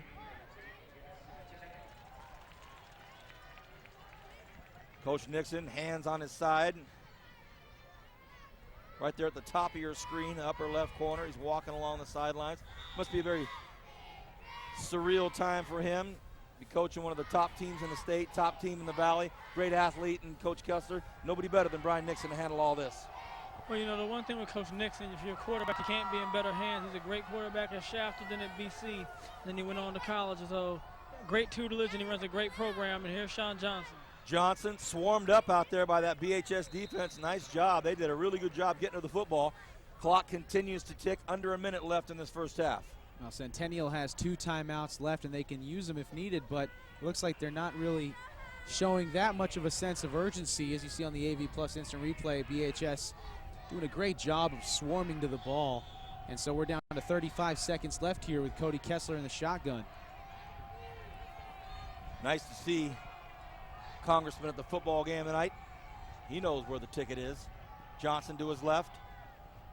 Kessler fires one out to his left, and it's caught at the 40-yard line by Martins. Clock continues to tick, and will that do it? Will that be it? Yeah, I think they're just going to be satisfied with a 2-touchdown lead, and now they call a timeout. You know, that's a lot of wasted time there if they were going to try to at least get it into field goal range. Well, we'll see what that's all about. They stopped the clock with 11 seconds to go. Maybe they just let one fly. It's third down. It'll still have a fourth down if it's an incomplete pass. Matt Alvarez joins me up top on the scissor lift. And Brian Adams down on the grass. Matt, are you with me tomorrow night at BC? Oh, yeah, I'll be there. It's going to be a good little homecoming game. Nice little Halloween-themed tailgate. You asked me earlier if you could dress up on the sideline for your sideline reporter. I have one thing to tell you. Do whatever you want to do, but just keep in mind who the head coach is down there. Yeah, absolutely. And I've known him since I was 5 years old. You try to go up to Chudy dressed with as some pirate uniform. Dressed as Maverick from Top Gun. All right, here we go. 3rd and 5. Kessler right behind center. Nobody's jumping. Bobbled snap. They get it out to Johnson. So after that timeout, perplexing play. And they call one more time, do they? I think BHS called the timeout there because it's going to bring up a 4th down now. Well, with yeah, it's 4th down, but maybe Coach Gola's thinking possibly a fumble return for a TD or a block punt if they punt, but can they just run around in the backfield and kill 4 seconds? Yeah, that's what I would think they would do, Vance. That, you know, you don't want to risk having a blocked punt here, but if you do get the punt off, you want to punt it out of bounds. But, you know, if you really want to take some numbers off the stat sheet, I guess you could run around in the backfield for 4 seconds. That's not too much time, but, you know, then you risk possibly an injury. And what's the easiest way to go here? I think it's probably just to punt it. Well, I think Coach Gola wanted to get his guys together real quick and say, here are the possibilities. Don't be fooled by this. Don't be fooled by that. You know, but then again, he stopped the clock. So 4 seconds left. Or you could risk Cody Kessler's number and just have him throw it as far as he can into the well, I think if nothing else, Gola's given an opportunity for this. Looked like the clock was going to run out, so now all of a sudden Coach Nixon says, all right, let's see what we can do. Kessler punts it, and that's a pretty smart play. And that's it, the end of the half.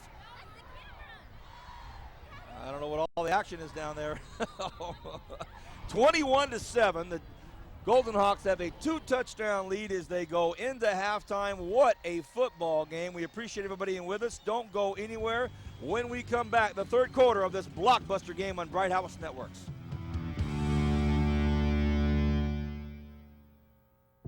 Got a job to do? Premier Equipment Rentals is your answer. Residential or industrial, we've got exactly what you need to get the job done. Whether it's a drill, trencher, bobcat, backhoe, or excavator, you can always count on Premier Equipment Rentals. And with our new extended hours, we're available when you need us.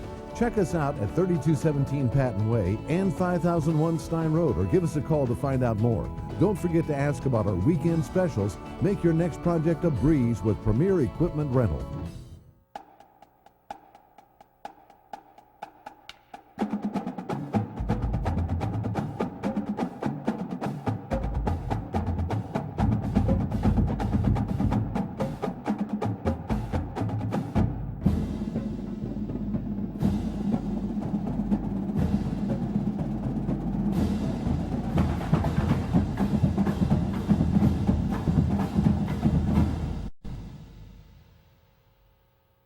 Bakersfield's only sports station that's all sports, all day, every day.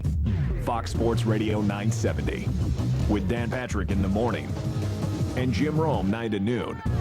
Home for the world champion Los Angeles Lakers and NASCAR. And now the home for the Bakersfield Condors. No swap shop, no tradio, no cheap coupons. Sports. It's all we do. Fox Sports Radio 970.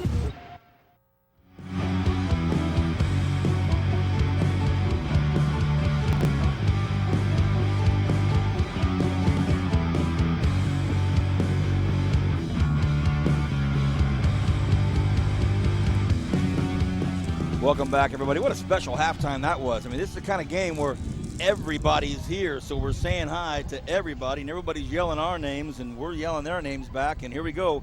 Kickoff, second half. Drillers trail by 14. The ball's taken at the 10-yard line. A lot of real estate out here to the left side. Let's see what they do with it. Johnson looking for some room, takes a couple of big hits, and gets pushed back about 6 yards. His forward progress gets him up to about the 33-yard line. I'm Vance Palm. I'm joined up top in the scissor lift, Matt Alvarez, and down on the grass, Brian Adams. Wow, Kern County, what a halftime. I'm talking to Congressman Kevin McCarthy. I'm talking to Manuel Calvin and Todd Ward, two of the California State champion basketball players for BC Renegades. I see Cedro Porter down below me with his San Francisco Giants baseball hat on. I said, Cedro, I saw you 2 nights ago with the Texas Rangers hat. Come on, my man. Yeah, everyone's jumping on the Giants bandwagon now, up 2-0. You can hear the wind now in our microphones, and there's just no way we can stop it. It's coming right at us. Burrell fires one into trouble, and Nacedis with a great catch looks to get outside. Nacedis caught that with about 4 Golden Hawks right around him. Burrell just put that right into a tiny little pocket. So, Kern County, I want to let you know now tonight, as you're listening to the second half, not a lot we can do about that ambient wind sound is coming right at us, Matt. This is a very, very strong wind. Well, that's another thing that happened during your little halftime experience there, Vance, was that wind picked up a good deal. And, you know, us being 40 feet in the air, and this thing is rocking and swaying. I love it. Don't get nervous. 1st and 10. Nacedis takes the handoff, goes right up the middle. The Driller Nation now starting to like this. They see this pound it right up the middle football. And now we're starting to see debris fly all over the football field, and it's coming straight from Cal State. Oh, my goodness. Matt, hey, hang on to our monitor. To answer our director, Bernie Johnson, yes, we have the wind socks are on, but the wind is on. Here's a nice look at this play right here. They hand it to Nacedis in motion, and he just pounds it right up the middle.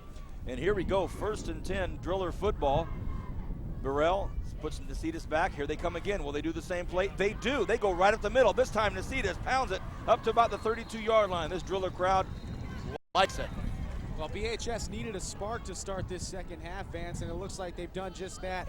As I say that, the head referee says that there's a penalty against BHS, so that's going to move them back. Wow. And we have that referees list, and we'll give those to you in just a moment. The Kern County's Officials Association. I love Centennial. So that's going to move BHS back to the 49-yard line. Afraid to let go of my kettle corn, Vance. It might go flying into that BHS crowd. Hey, well, here's the deal. If you let that kettle corn go now, the good thing about it, it's going to land on people 100 yards to the north of us, so they're not going to even know. Yeah, it's going to land on Hageman. They're not even going to know who dropped it. Just underway here in the third quarter. What a football game we have unfolding in front of us. The Golden Hawks with a 2-touchdown lead to go into halftime. Burrell now hands the ball off to Johnson. Oh, Johnson gets tripped up. I think he might have caught the back heel of his teammate out there, and it looked like he hit Walter Hunt. Oh, it looked like he hit Garrett Black, his offensive lineman, right there. His left foot getting caught. And that's great camera work there. So one pink sock after another, he goes down, 2nd and 14. So a penalty and now a loss of 4 brings up at 2nd and 14. 10 and a half. Matt's got his windbreaker on. I'm expecting to break out gloves and beanie here in a moment. They go to Nacedis. They go right back to the old flame board right up the middle. They go right back to what gets them there in the first place, close to a first down. Oh, sorry, Vance, after 5 years in Arizona. Yeah, it's like Matt feels, he thinks he's in Fairbanks, Alaska right now. You know, it's a strong wind, bro, but it's still 70 degrees. After 4 years living in Arizona, anything below 80 is jacket weather. So You're right. big third down here for BHS, Vance. Big third down. Right at the 10-minute mark. 3rd and 4. Very brisk wind. Nacedis, they do it again. Nacedis does it again. This time he takes a big hit late in the tackle by Tyler Thornton. All right, Brian, let's go down to our veteran big game player, college player. Now the elements started to kick in. This is just no normal wind now.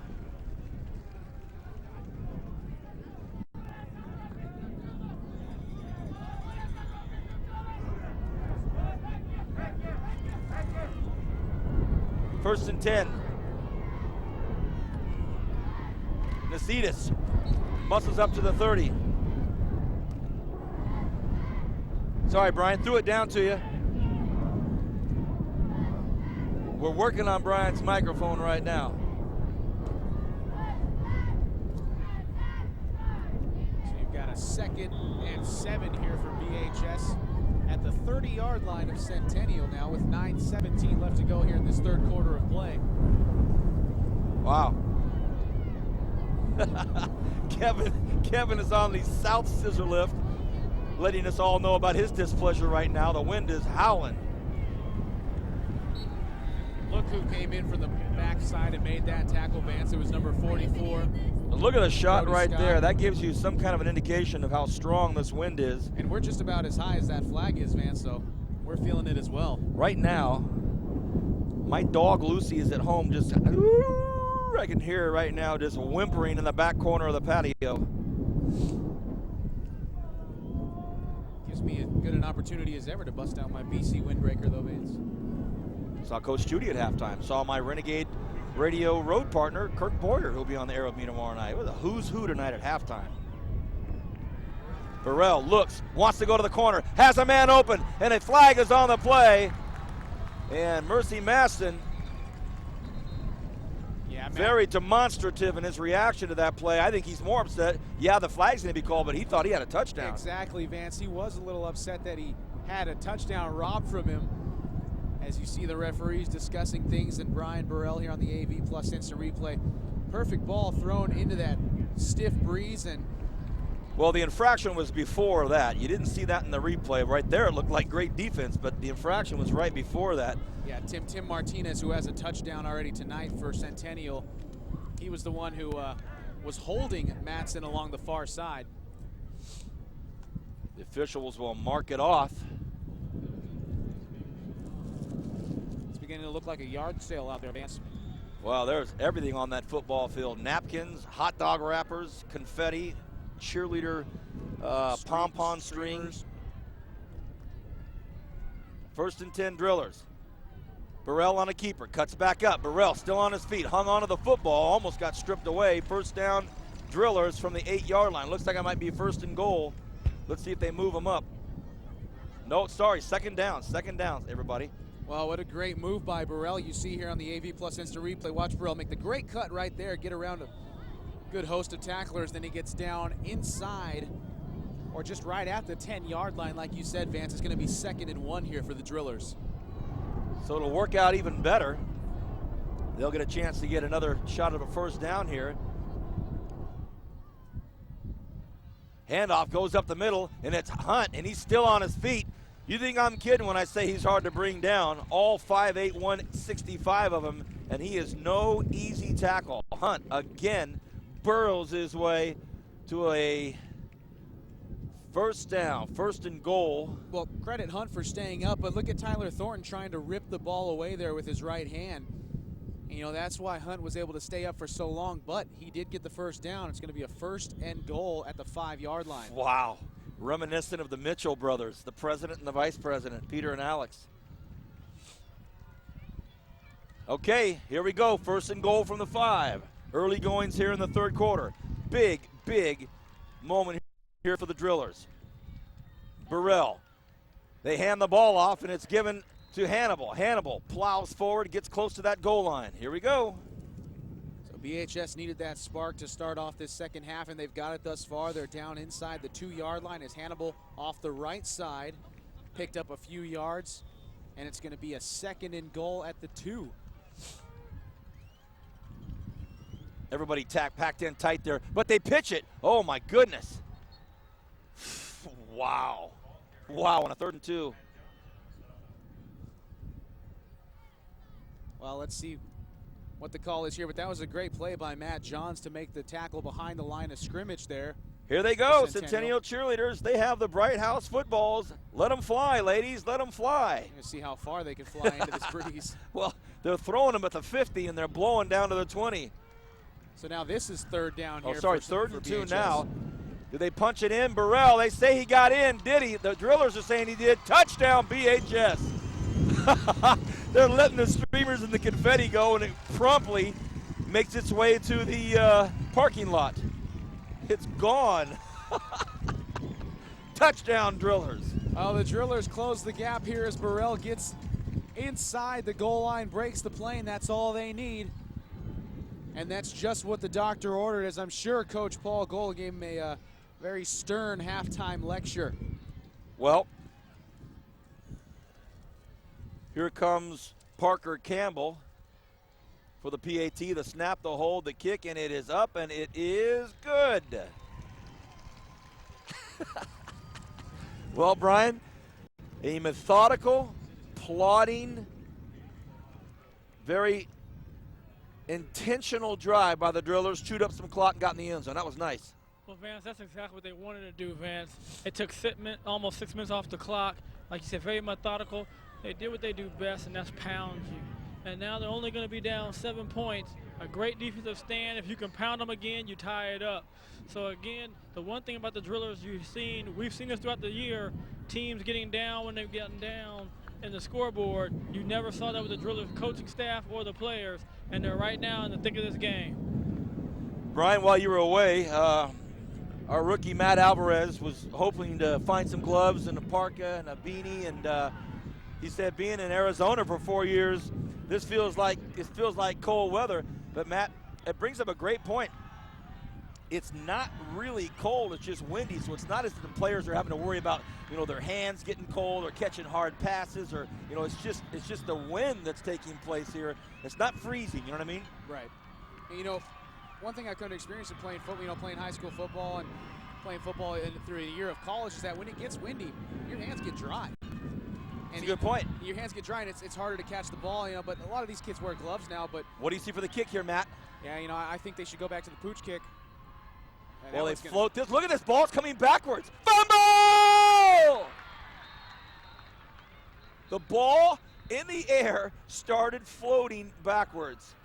Unbelievable. I don't know if our cameras even caught that ball in the air. The ball starts to float backwards in the air. That is amazing. Right about here, it starts to come backwards. It's coming backwards. Oh, my gosh. Well, Brody Scott, as we have an injured Centennial player, and that's Tyler Thornton on the sidelines. That's a big loss right there if he can't find his way back to his feet over by the Centennial sidelines. And now the dust's starting to blow from the track infield. And that was really something else. I don't know if I've ever seen a football coming backwards. You know what, Vance? My sophomore year at Foothill, we did the exact same thing because, to be honest, we didn't really have that great of a kickoff coverage team. So we were forced to pooch kick it. It was a pretty stiff breeze day. I hit it about 20 yards. One of our guys actually caught the ball.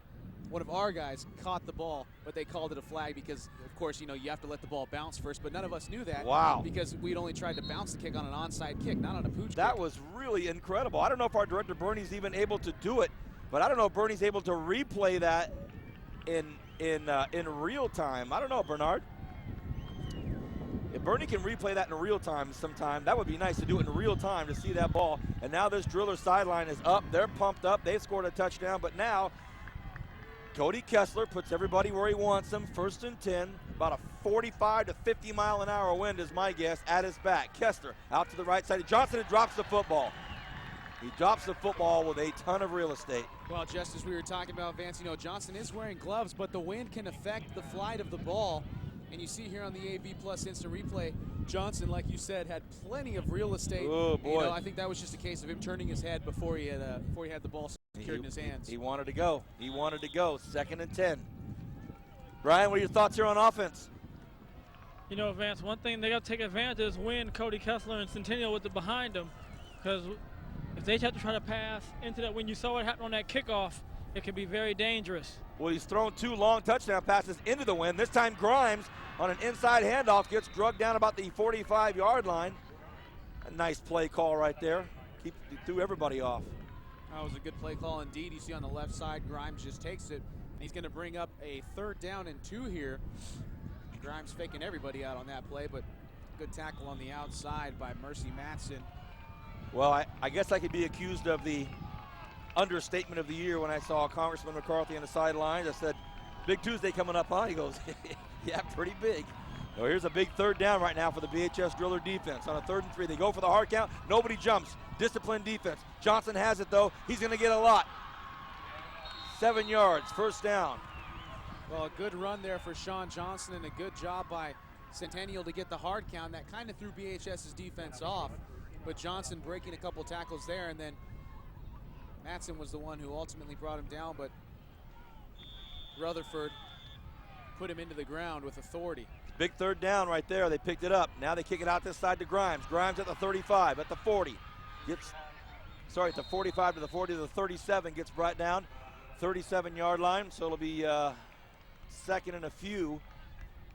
One thing about Cody Kessler, he sure brought a lot of scouts down to Kern County, and these scouts and these college coaches were able to see a lot of other players, Brian. Well, Vance, that's exactly how recruiting works best for football. If you have a big marquee player, then the other guys get a chance to be seen on the film as well. This time it's kicked out to Freeze. Freeze catches it, brought down at about the 33-yard line. That's going to be another 1st down pass for Kessler over to Freeze, the quick and speedy Freeze, who has a touchdown tonight on like a 90-something or 80-something yard bomb early in the 1st half. But yep, as Brian mentioned, they're going with the wind here. Just under 5 minutes left to go in this 3rd quarter. They're going to try and get as much out of it as they possibly can here at the 32-yard line. 1st and 10, 4:50 here in the 3rd. Johnson on the handoff, looks to get to the outside, cuts back up the middle, still on his feet. There's a flag right in the middle of the football field. I think that's going to go against Mark Sasso. We'll see what the referee calls here. The referee, Baines Bank, looks up and calls a holding against Centennial.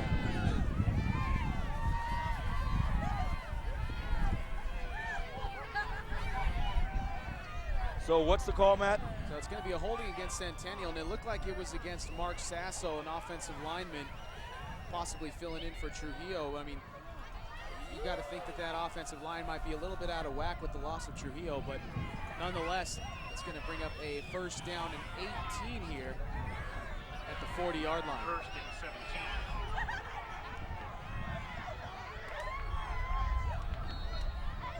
And now you got Coach Gola calls a timeout. Matt, why don't you let us know who these Kern County officials are? They've called a very, very good football game. Oh, they were busy in the 1st half, but not so much in the 2nd half here until that first penalty called on Centennial just a moment ago. The referee tonight, Baines Bank, the umpire, Tony Robertson, the line judge, Rich Kellenberger, the head linesman, Dennis Wren, the back judge, Sean Ziegler, and in the box, Josh Canales, all part of the Kern County Officials Association. Baines Bank standing midfield. There he is. Good shot of Baines. Well, in my eyeballs, I'm looking at him. That's not Baines. Sorry, everybody. And Baines gets a quick squirt of water there. He's got a great crew with him tonight. Baines Bank also a stellar tenor. Great singing voice. Baines has performed the national anthem, a lot of events at Rabobank Arena. You got Baines Bank, and you have your other guy, Roy Rogers. No, not Roy Rogers. What's his name? Roy Clark? Roy Clark, the other official. Yeah, some talented musicians wearing the white hats in the Kern County Officials Association. Kessler gets flushed out, goes to his left. He's going to run. Kessler goes to the sidelines, and he's thrown down at about the 36-yard line. You know, I'm not so much. I don't know so much he got flushed out there as you know, as he just ran the ball that way. But you see here on the AV Plus instant replay, he didn't really have a lot of time in the pocket, so he decided to take it outside himself, and that could have possibly been called a horse collar there against BHS. But nonetheless, it's still 2nd and 13 here as the breeze begins to pick up once again.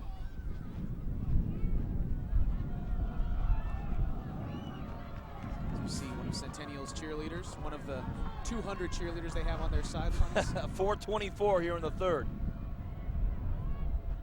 Kessler drops straight back, takes a look, throws one out there, and this wind takes that football 20 yards past his intended receiver. That ball got up in the wind, it was gone, just gone.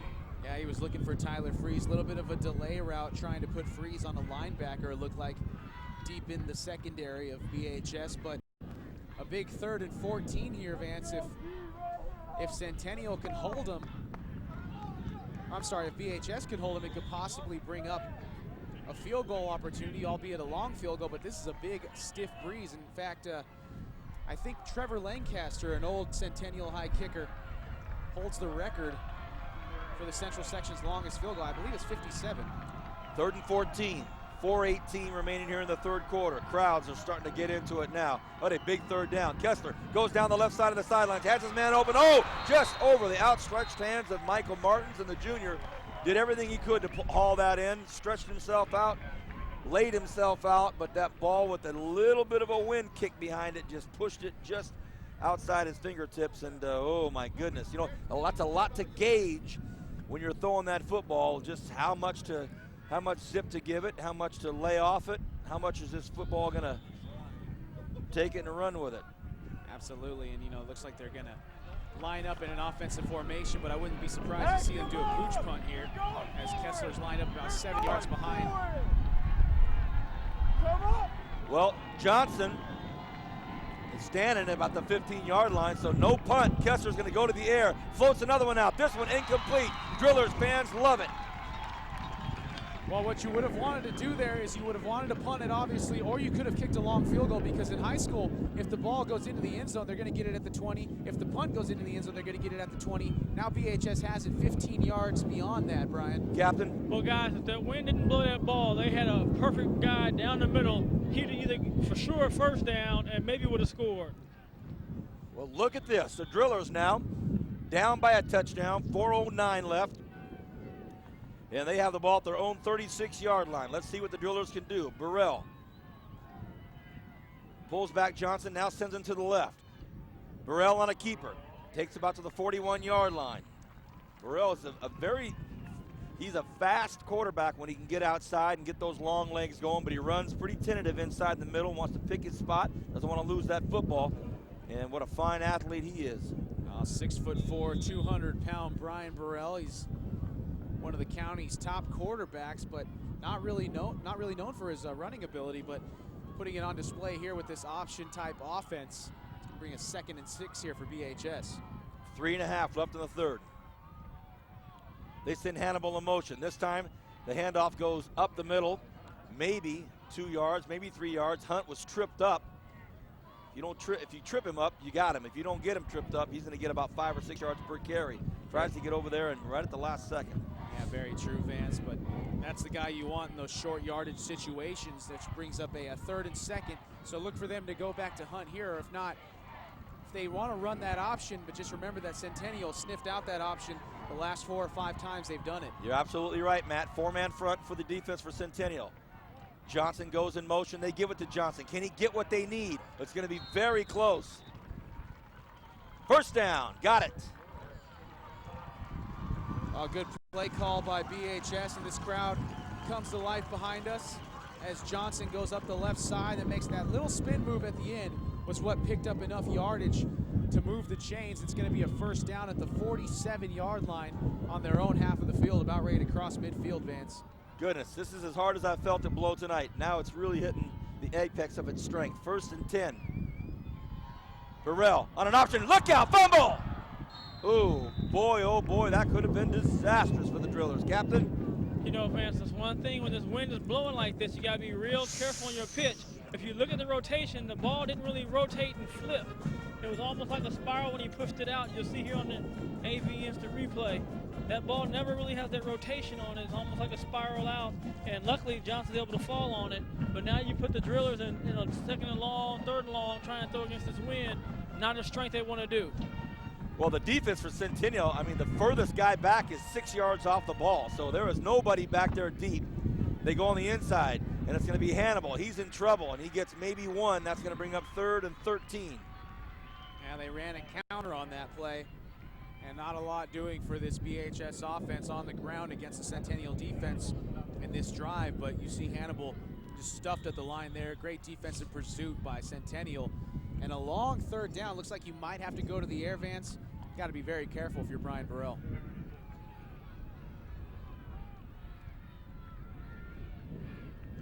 One and a half left in the 3rd quarter. Burrell takes a look, goes to his right, has everybody coming at him, floats it out there, and it's caught. What a nice pass out there to Brandon Johnson. And he's not going to get the 1st down, but the fact that he got it out there, floated it out there, and it was caught, this is tough. You see Burrell here at AV Plus Instant Replay. Yeah, it was, the ball actually started moving back on Johnson while it was in the air, but now this is going to be a tough little punt for Nasita. He's got to keep it low because unless he knows how to put a perfect spiral on it, Vance, he's going to have to keep it low to the ground so that it picks up a roll. 4th and 7. Nasita's back to punt, perfect snap. Nasita's low, kicks it as low as he can kick it, and it takes a really nice bounce, and it's going to get about to the 21-yard line. About all you could hope for if you're the Driller faithful in Nacedis, and he's hanging his head, but I tell you right now, Silas, that's a very, very good punt under these conditions. If you're not out here tonight and you haven't experienced this, you just got to realize this is a sailor's dream if you're heading to the Windward Islands. if you're headed westward, that's for sure. I'll tell you this, it's not a quarterback's dream right now. No, it's certainly not, and not a special team's dream unless you can get away with a punt like that. Hey, if you're going to eat your kettle corn upwind, Matt, if you're going to eat your kettle corn upwind, you're going to need to make sure I'm not directly behind you when you bobble 14 kernels. Thank you. Oh my gosh, Mark, cover your camera. Matt's eating kettle corn. Johnson gets free. He's at the 50, the 40, the 20. Touchdown, Centennial.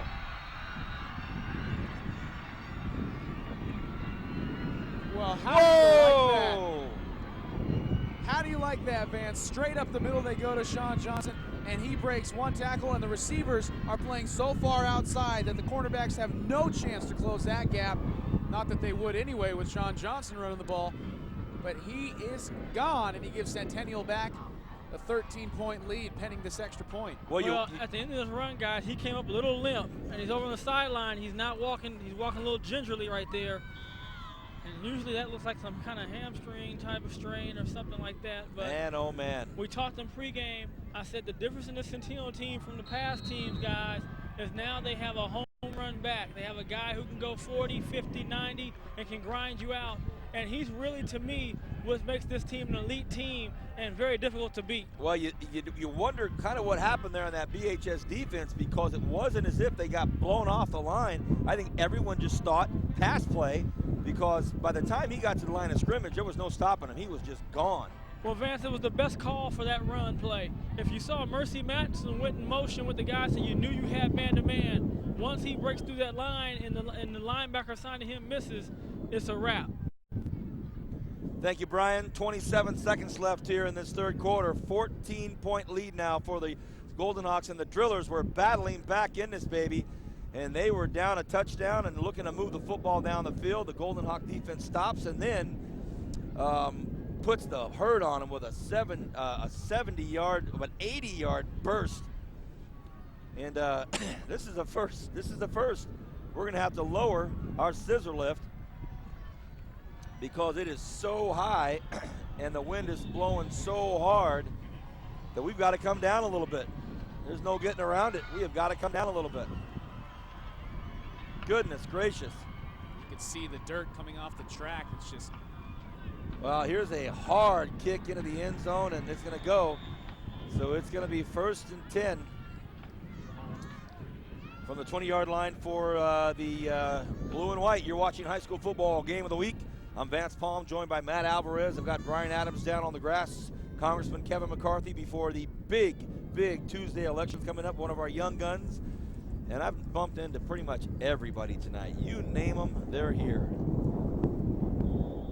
I mean, Bo Redstone is here. If Bo Redstone is at a high school football game, you know it's big. Not Bo Redstone, right? Burrell fumbles, but hangs on to it. Oh my gosh, he fumbles it and the ball kind of blew right back to him. And for all intents and purposes, you would think that's going to do it for the third quarter if they're the drillers. I don't see why they would want to do a play. And Coach Gola says the same thing. Let it roll. We'll take this win to our back. You're watching high school football game of the week exclusively on Bright House. Don't go anywhere. A humongous fourth quarter coming right back.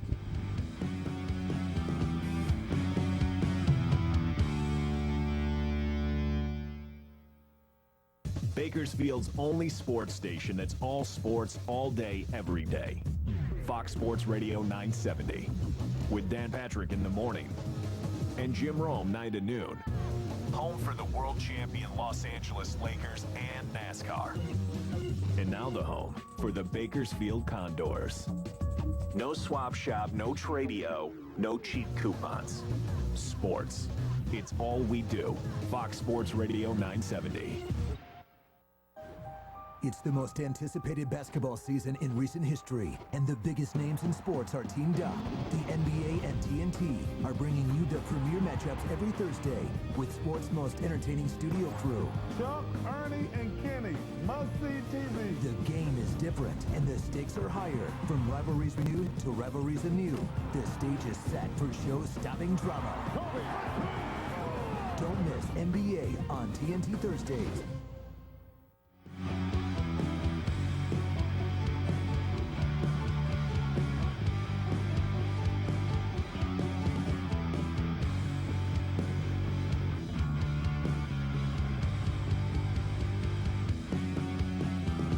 A very windy fourth quarter.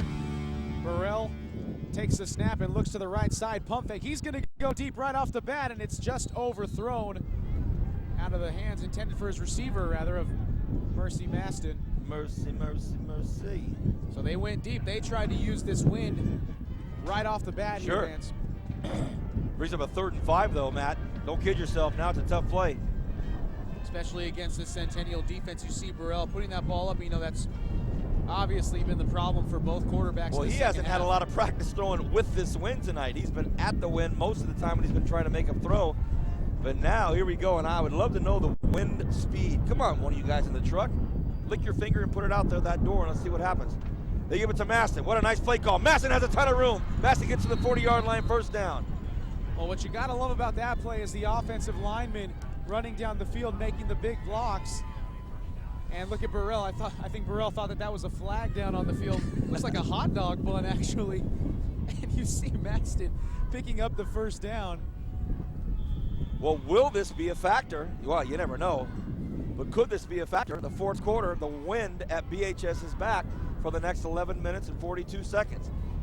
Burrell on a keeper. Oh, and he slips and takes a punishing hit. Most of that was due to him slipping, but he was hit hard at the end of that play by Matt Johns. One of those deals where at the very last second you go down and, oh boy. Yeah, more debris beginning to come onto the field now, and that what we thought was a penalty flag was actually a peanut M&M's wrapper as it goes rolling down there right by Brian Adams.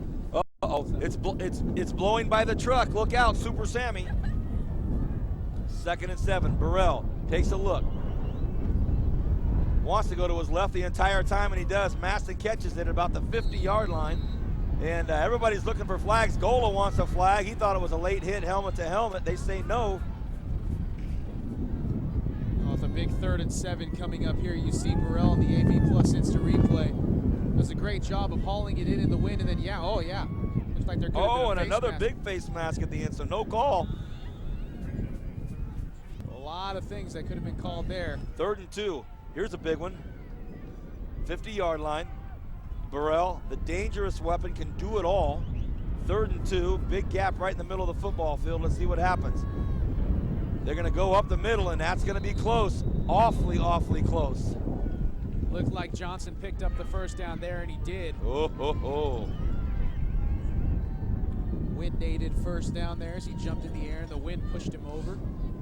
You see here Johnson just reaching for that first down, gets airborne, and then able to pick up the necessary yardage, and they move into Centennial territory here with 10:18 left to go.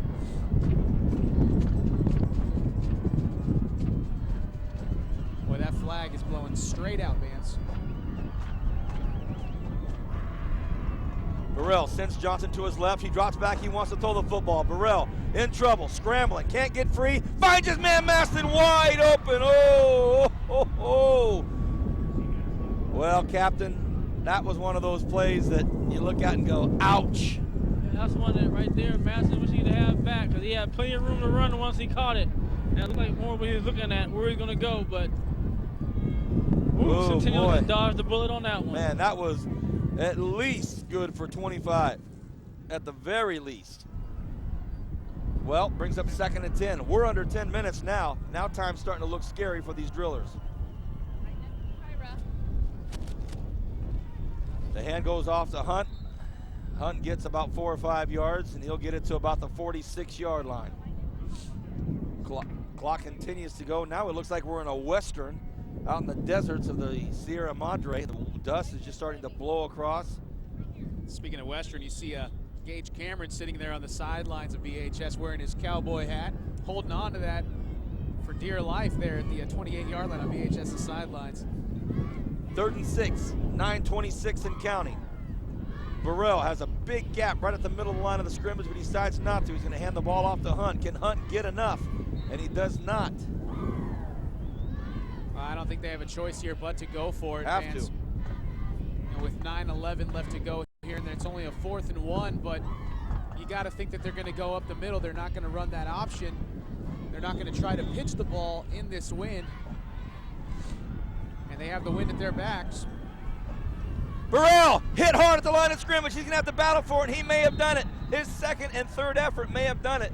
I think they're going to have a measurement here. Oh, I don't think they gave him a very good spot, Vance. As you see the judge on the other side of the field standing at around the 40 or the 39-yard line, rather.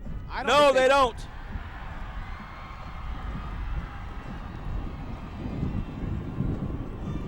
Well, you see Burrell lunging forward right there and then sticking the ball out. He's not down. The ball should be spotted right there where he was sticking it out, and that's not where the ball was spotted. But he also lost possession of it as he was putting it down. So. Oh, you know, they may have called a fumble then if that was the case. No, they didn't call fumble, but they did. 1st and 10. 28-14. Now, Kessler going to try to work this clock. Johnson eludes tacklers 2 times, 3 times. And now he's bulldozed down to about the 33, 34-yard line, but his forward progress brings him up to the 39-yard line. There you go, Matt. You see the AV Plus instant replay. Johnson just whoop, whoop, whoop, just making 2 or 3 cuts there, only able to get maybe a yard out of that. Well, Brian, that defensive stop right there was huge for the Golden Hawks. Oh, it definitely was, man. That's just what the doctor ordered for them. They were able to make that 4th down stop and get the Centennial Golden Hawk offense back on the field. Kessler now goes to his right. He's not going to throw it. He's going to keep it to the ground. And he's trying to make a couple moves here and there. He gets gang tackled at about the 41-yard line. He pops back up. One of the biggest, strongest players on the football field is the quarterback. So it's not as if he's worried about any contact. You're right. He is a big, strong kid, able to break a tackle right there. And then he takes on a host of BHS defenders. But of those 2 plays, they only picked up 3 yards. So it brings up a 3rd and 7 into the wind. You're right, Matt. 3rd and long. They're going to take the play clock down at the very end of each play with a 2-touchdown cushion. Time is on their side. You're right, Matt. Centennial has about 185 cheerleaders. Kessler Quick little pass out to the left, and it's Grimes. Was it backwards? Was it backwards? No, they say right away. The line judge right away says it was not backwards. Well, you know what? It might have started as a forward pass, but the wind. So what do you do in that scenario well, for a referee? The receiver was behind the football, but that wind blew it at Grimes, and he had some Tim Lincecum movement on that one. Well, you know, one of the things I always watch when these running backs or slot receivers have these passes. Holy moly! Look at that. Somebody put that out. That's on fire. Wow. No, Carrot Top played football. Max Heflin. Kessler. Not a good punt at all, and it's coming backwards. And it bounces to the right. Boy, that's just funky. That's just funky when you're trying to do something like that in that football. Watch this football, everybody. Watch this ball. It just stops. It just stops. Well, Vance, you want to know the yardage on that one? Tell me, Matt. Grand total of 12 yards. His biggest stat of the night. Okay, Brian.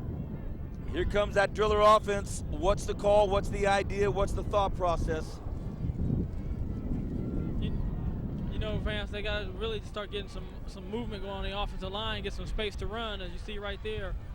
But that's what they have to do. And then they're going to have to be opportunistic with their passing and be able to capitalize when they do pass. We got a Golden Hawk down. That's Tim Martinez. Incredibly valuable player on this football team. His services are used all over this football field, and he's down at the Golden Hawk 46, 47 yard line, and Coach Nixon comes out himself all the way across the football field to check on Tim. Well, keep in mind, Vance, Tim Martinez down right now. There are still games left to be played in this season. I mean, this They've got Liberty next week. Yeah, this 2010 season doesn't culminate tonight with BHS and Centennial. From here, Centennial will go to Liberty, and then they'll host Frontier in the regular season finale.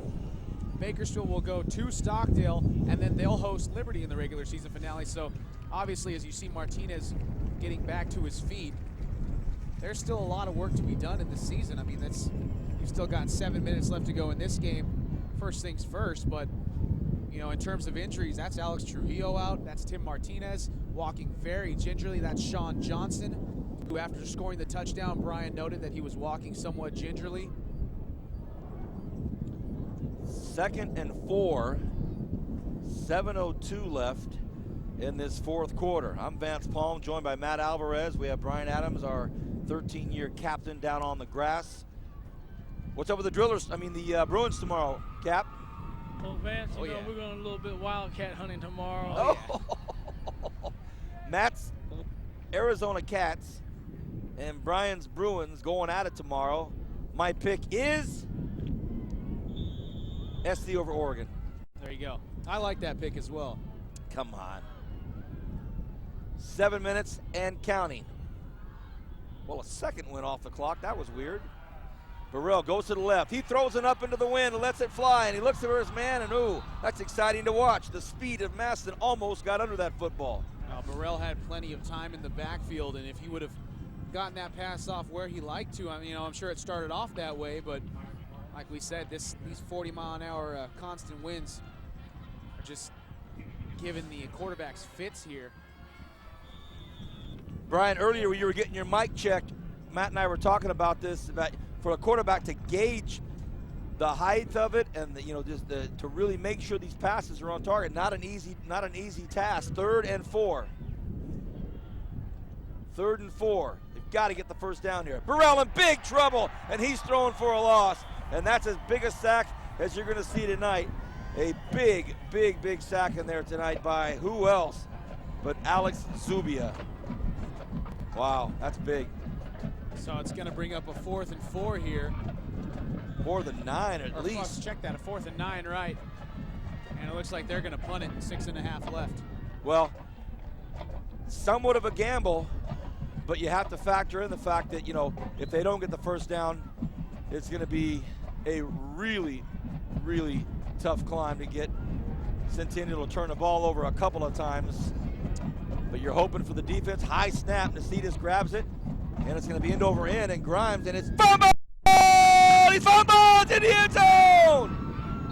And that it should be a safety. That could possibly. Oh, they gave him the benefit of the doubt on that call, Vance. He picked that up in the end zone. Captain, you're right on it. What do you see? They dodged the bullet on that one, guys, because he definitely was in the end zone when he got control. As you see right there, he's lunging for the ball, still under control. By the time he controls it, it's over the goal line. He's on his knees, so he's definitely down, but Oh, my goodness. they got 99.5 yards to go. But that's a lot different than a safety and punting the football into this wind. Wow. And you know what the funny thing about that was, Vance, I'm sure you felt it. When that ball was up in the air, we got hit with another huge gust, and that certainly affected the trajectory of the ball. Well, a huge break for the Golden Hawks. Instead of punting after a safety into this wind, they get the ball at the half-yard line. Everybody in tight for Kessler. Let's see what he's got up his sleeve. I formation. First time we've seen it tonight. Hard count, nobody jump. Kessler battles his way to the 2-yard line. But that clock's going to start racing if you're a Driller fan.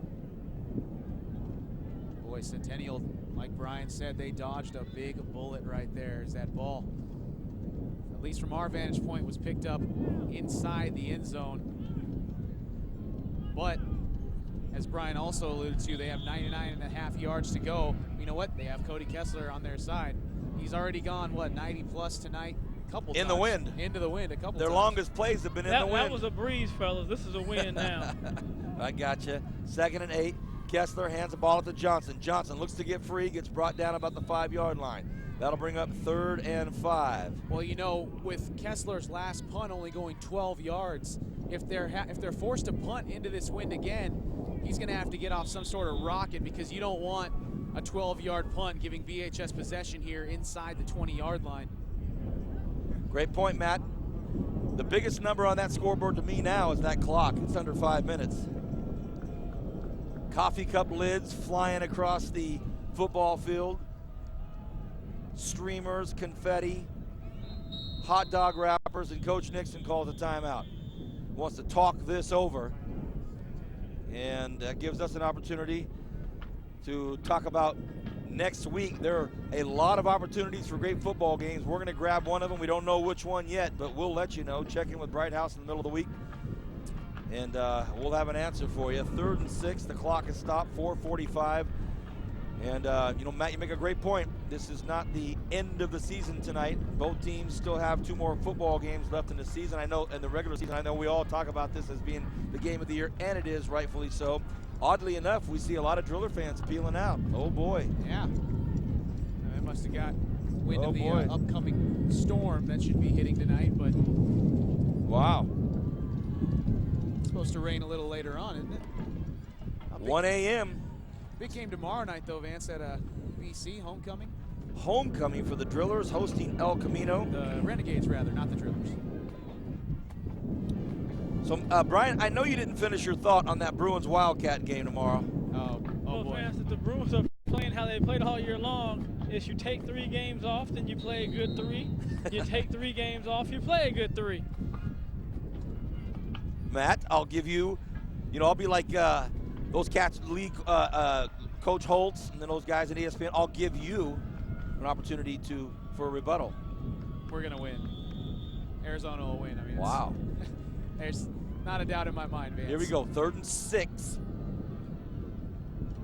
They keep it on the ground to Johnson. Johnson cuts back up the football field, and look at this, everybody. Are you kidding me? That's a 1st down. Well, a huge 1st down for Centennial, as their crowd, they've been on their feet all night, but boy, that's like Mark Sasso, one of the linemen responsible for causing that big 1st down to take place, kind of giving it to the BHS crowd, letting them know 1st down. And now you said the clock becomes even more of a factor. Sure. Now they have 4 fresh downs to play with, but then again, BHS has all 3 timeouts. 1st and 10. I formation. Kessler goes back to talk to both of his running backs before he snaps the football. He's right behind center. Changes the call. They go to the left side. Johnson cuts back up, goes to the middle. He drops down at about the 17-yard line. Clock continues to run. Now Gola calls a timeout on the BHS sidelines. As you see the AV Plus instant replay, Sean Johnson up the right side, and still he's able to pick up those hard yards. We got a timeout on the field, and there's the BHS crowd with 4:02 left and a 2-touchdown pad for the Golden Hawks. I think these people are like, you know what? My ears and my eyes have had enough of this wind. I love our drillers, but we're out. Well, they may be leaving a little bit prematurely as crazier things have happened. Hope you've enjoyed all of this. A lot of football left, 4:02 in this tough wind. The elements could cause funky things to happen. You never know. And there's our very famous photographer. I have no idea who it is, but we've had her on camera shots about 11 times tonight. And look at that dust just blowing right off the track on the Centennial side. And here we go. Everybody packed in tight. Kessler again goes to Johnson. Johnson trying to break free, and he gets another first down, and that's a big, big 8-9 yard run. Oof. Well, with 3:51 left on the clock here, Johnson picking up another first down along the right side. Once again, you know, they're utilizing that right side a lot, and that seems to be the strongest side of their offensive line. So first down here on the 25-yard line. They haven't moved very far, Vance, but like you said, they're just nibbling that time away from the clock.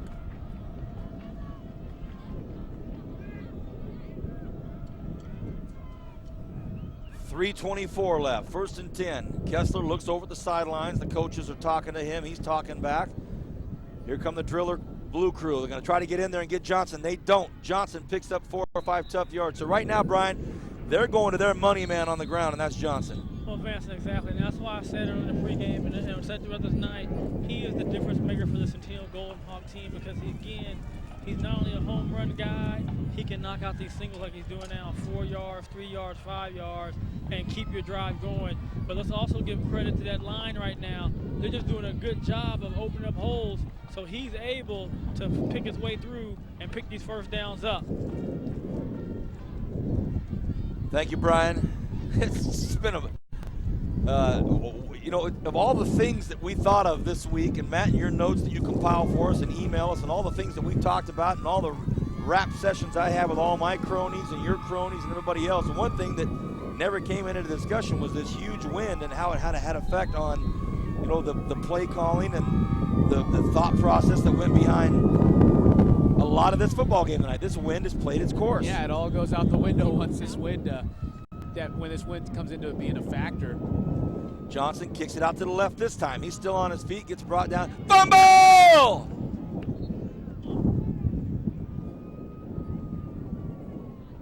Well, Johnson put the ball on the ground, but I think he picked it right back up. But nonetheless, no timeouts left for BHS, but a third down. And you've got to think they have to make this stop now, because if they don't, that's all she wrote.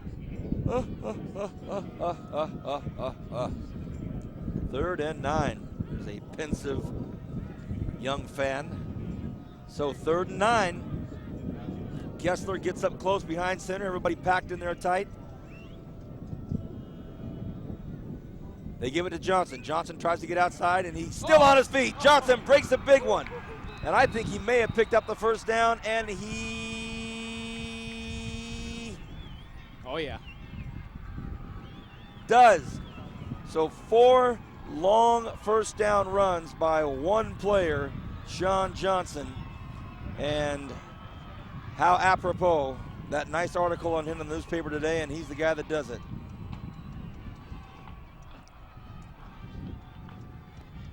Two minutes left here in the football game. 1st and 10.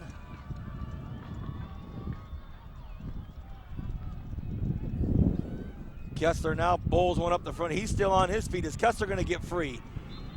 And Crab Radio, the Crab Crush is our new promotion. Well, that's not new now, 3 or 4 weeks into it. Who's our Crab Crush? Well, Matt? The Crab Crushee is Cody Kessler. And the Crab Crush goes to Dominic Rutherford, the 5'8 senior from BHS. He is this week's award winner of the Crab Crush. Back to you, Vance. Thank you, Matt.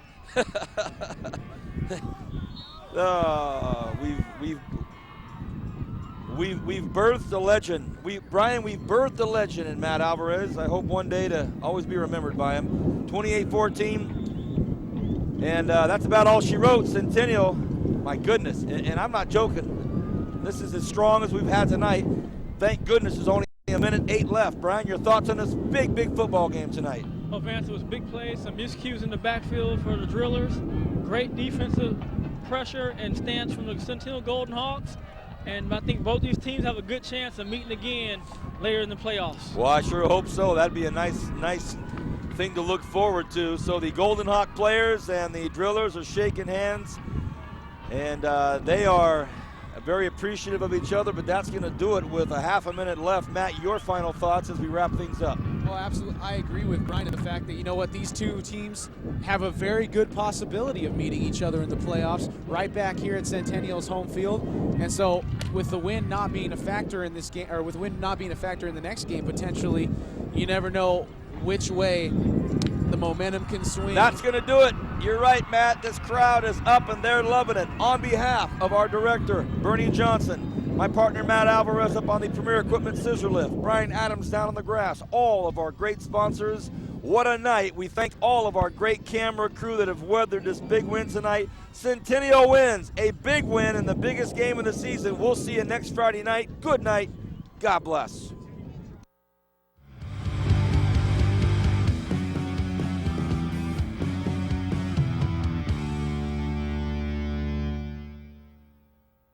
Get in the game. The Friday Night Blitz is on. Friday Football Extra. And it's a complete football package on Sunday night after the NFL. FFX Sunday Night Edition. All the scores, all the highlights, all the stories from the gridiron. Coverage of your favorite school, plus the FFX Game of the Week. Friday Football Extra. FFX, the Sunday Night Edition, only on 17 News after Sunday Night Football. Local football action. Get in the game.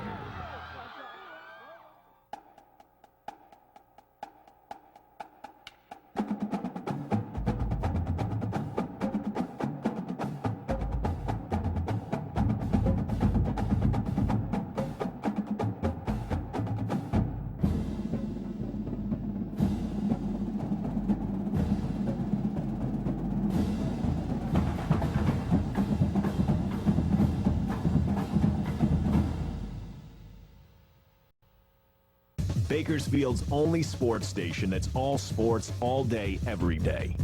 Fox Sports Radio 970. With Dan Patrick in the morning. And Jim Rome 9 to noon.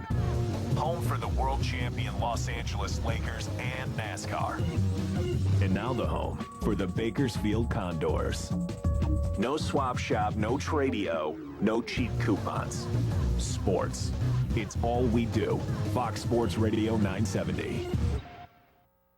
Got a job to do? Premier Equipment Rentals is your answer. Residential or industrial, we've got exactly what you need to get the job done. Whether it's a drill, trencher, bobcat, backhoe, or excavator, you can always count on Premier Equipment Rentals. And with our new extended hours, we're available when you need us. Check us out at 3217 Patton Way and 5001 Stein Road, or give us a call to find out more. Don't forget to ask about our weekend specials. Make your next project a breeze with Premier Equipment Rental.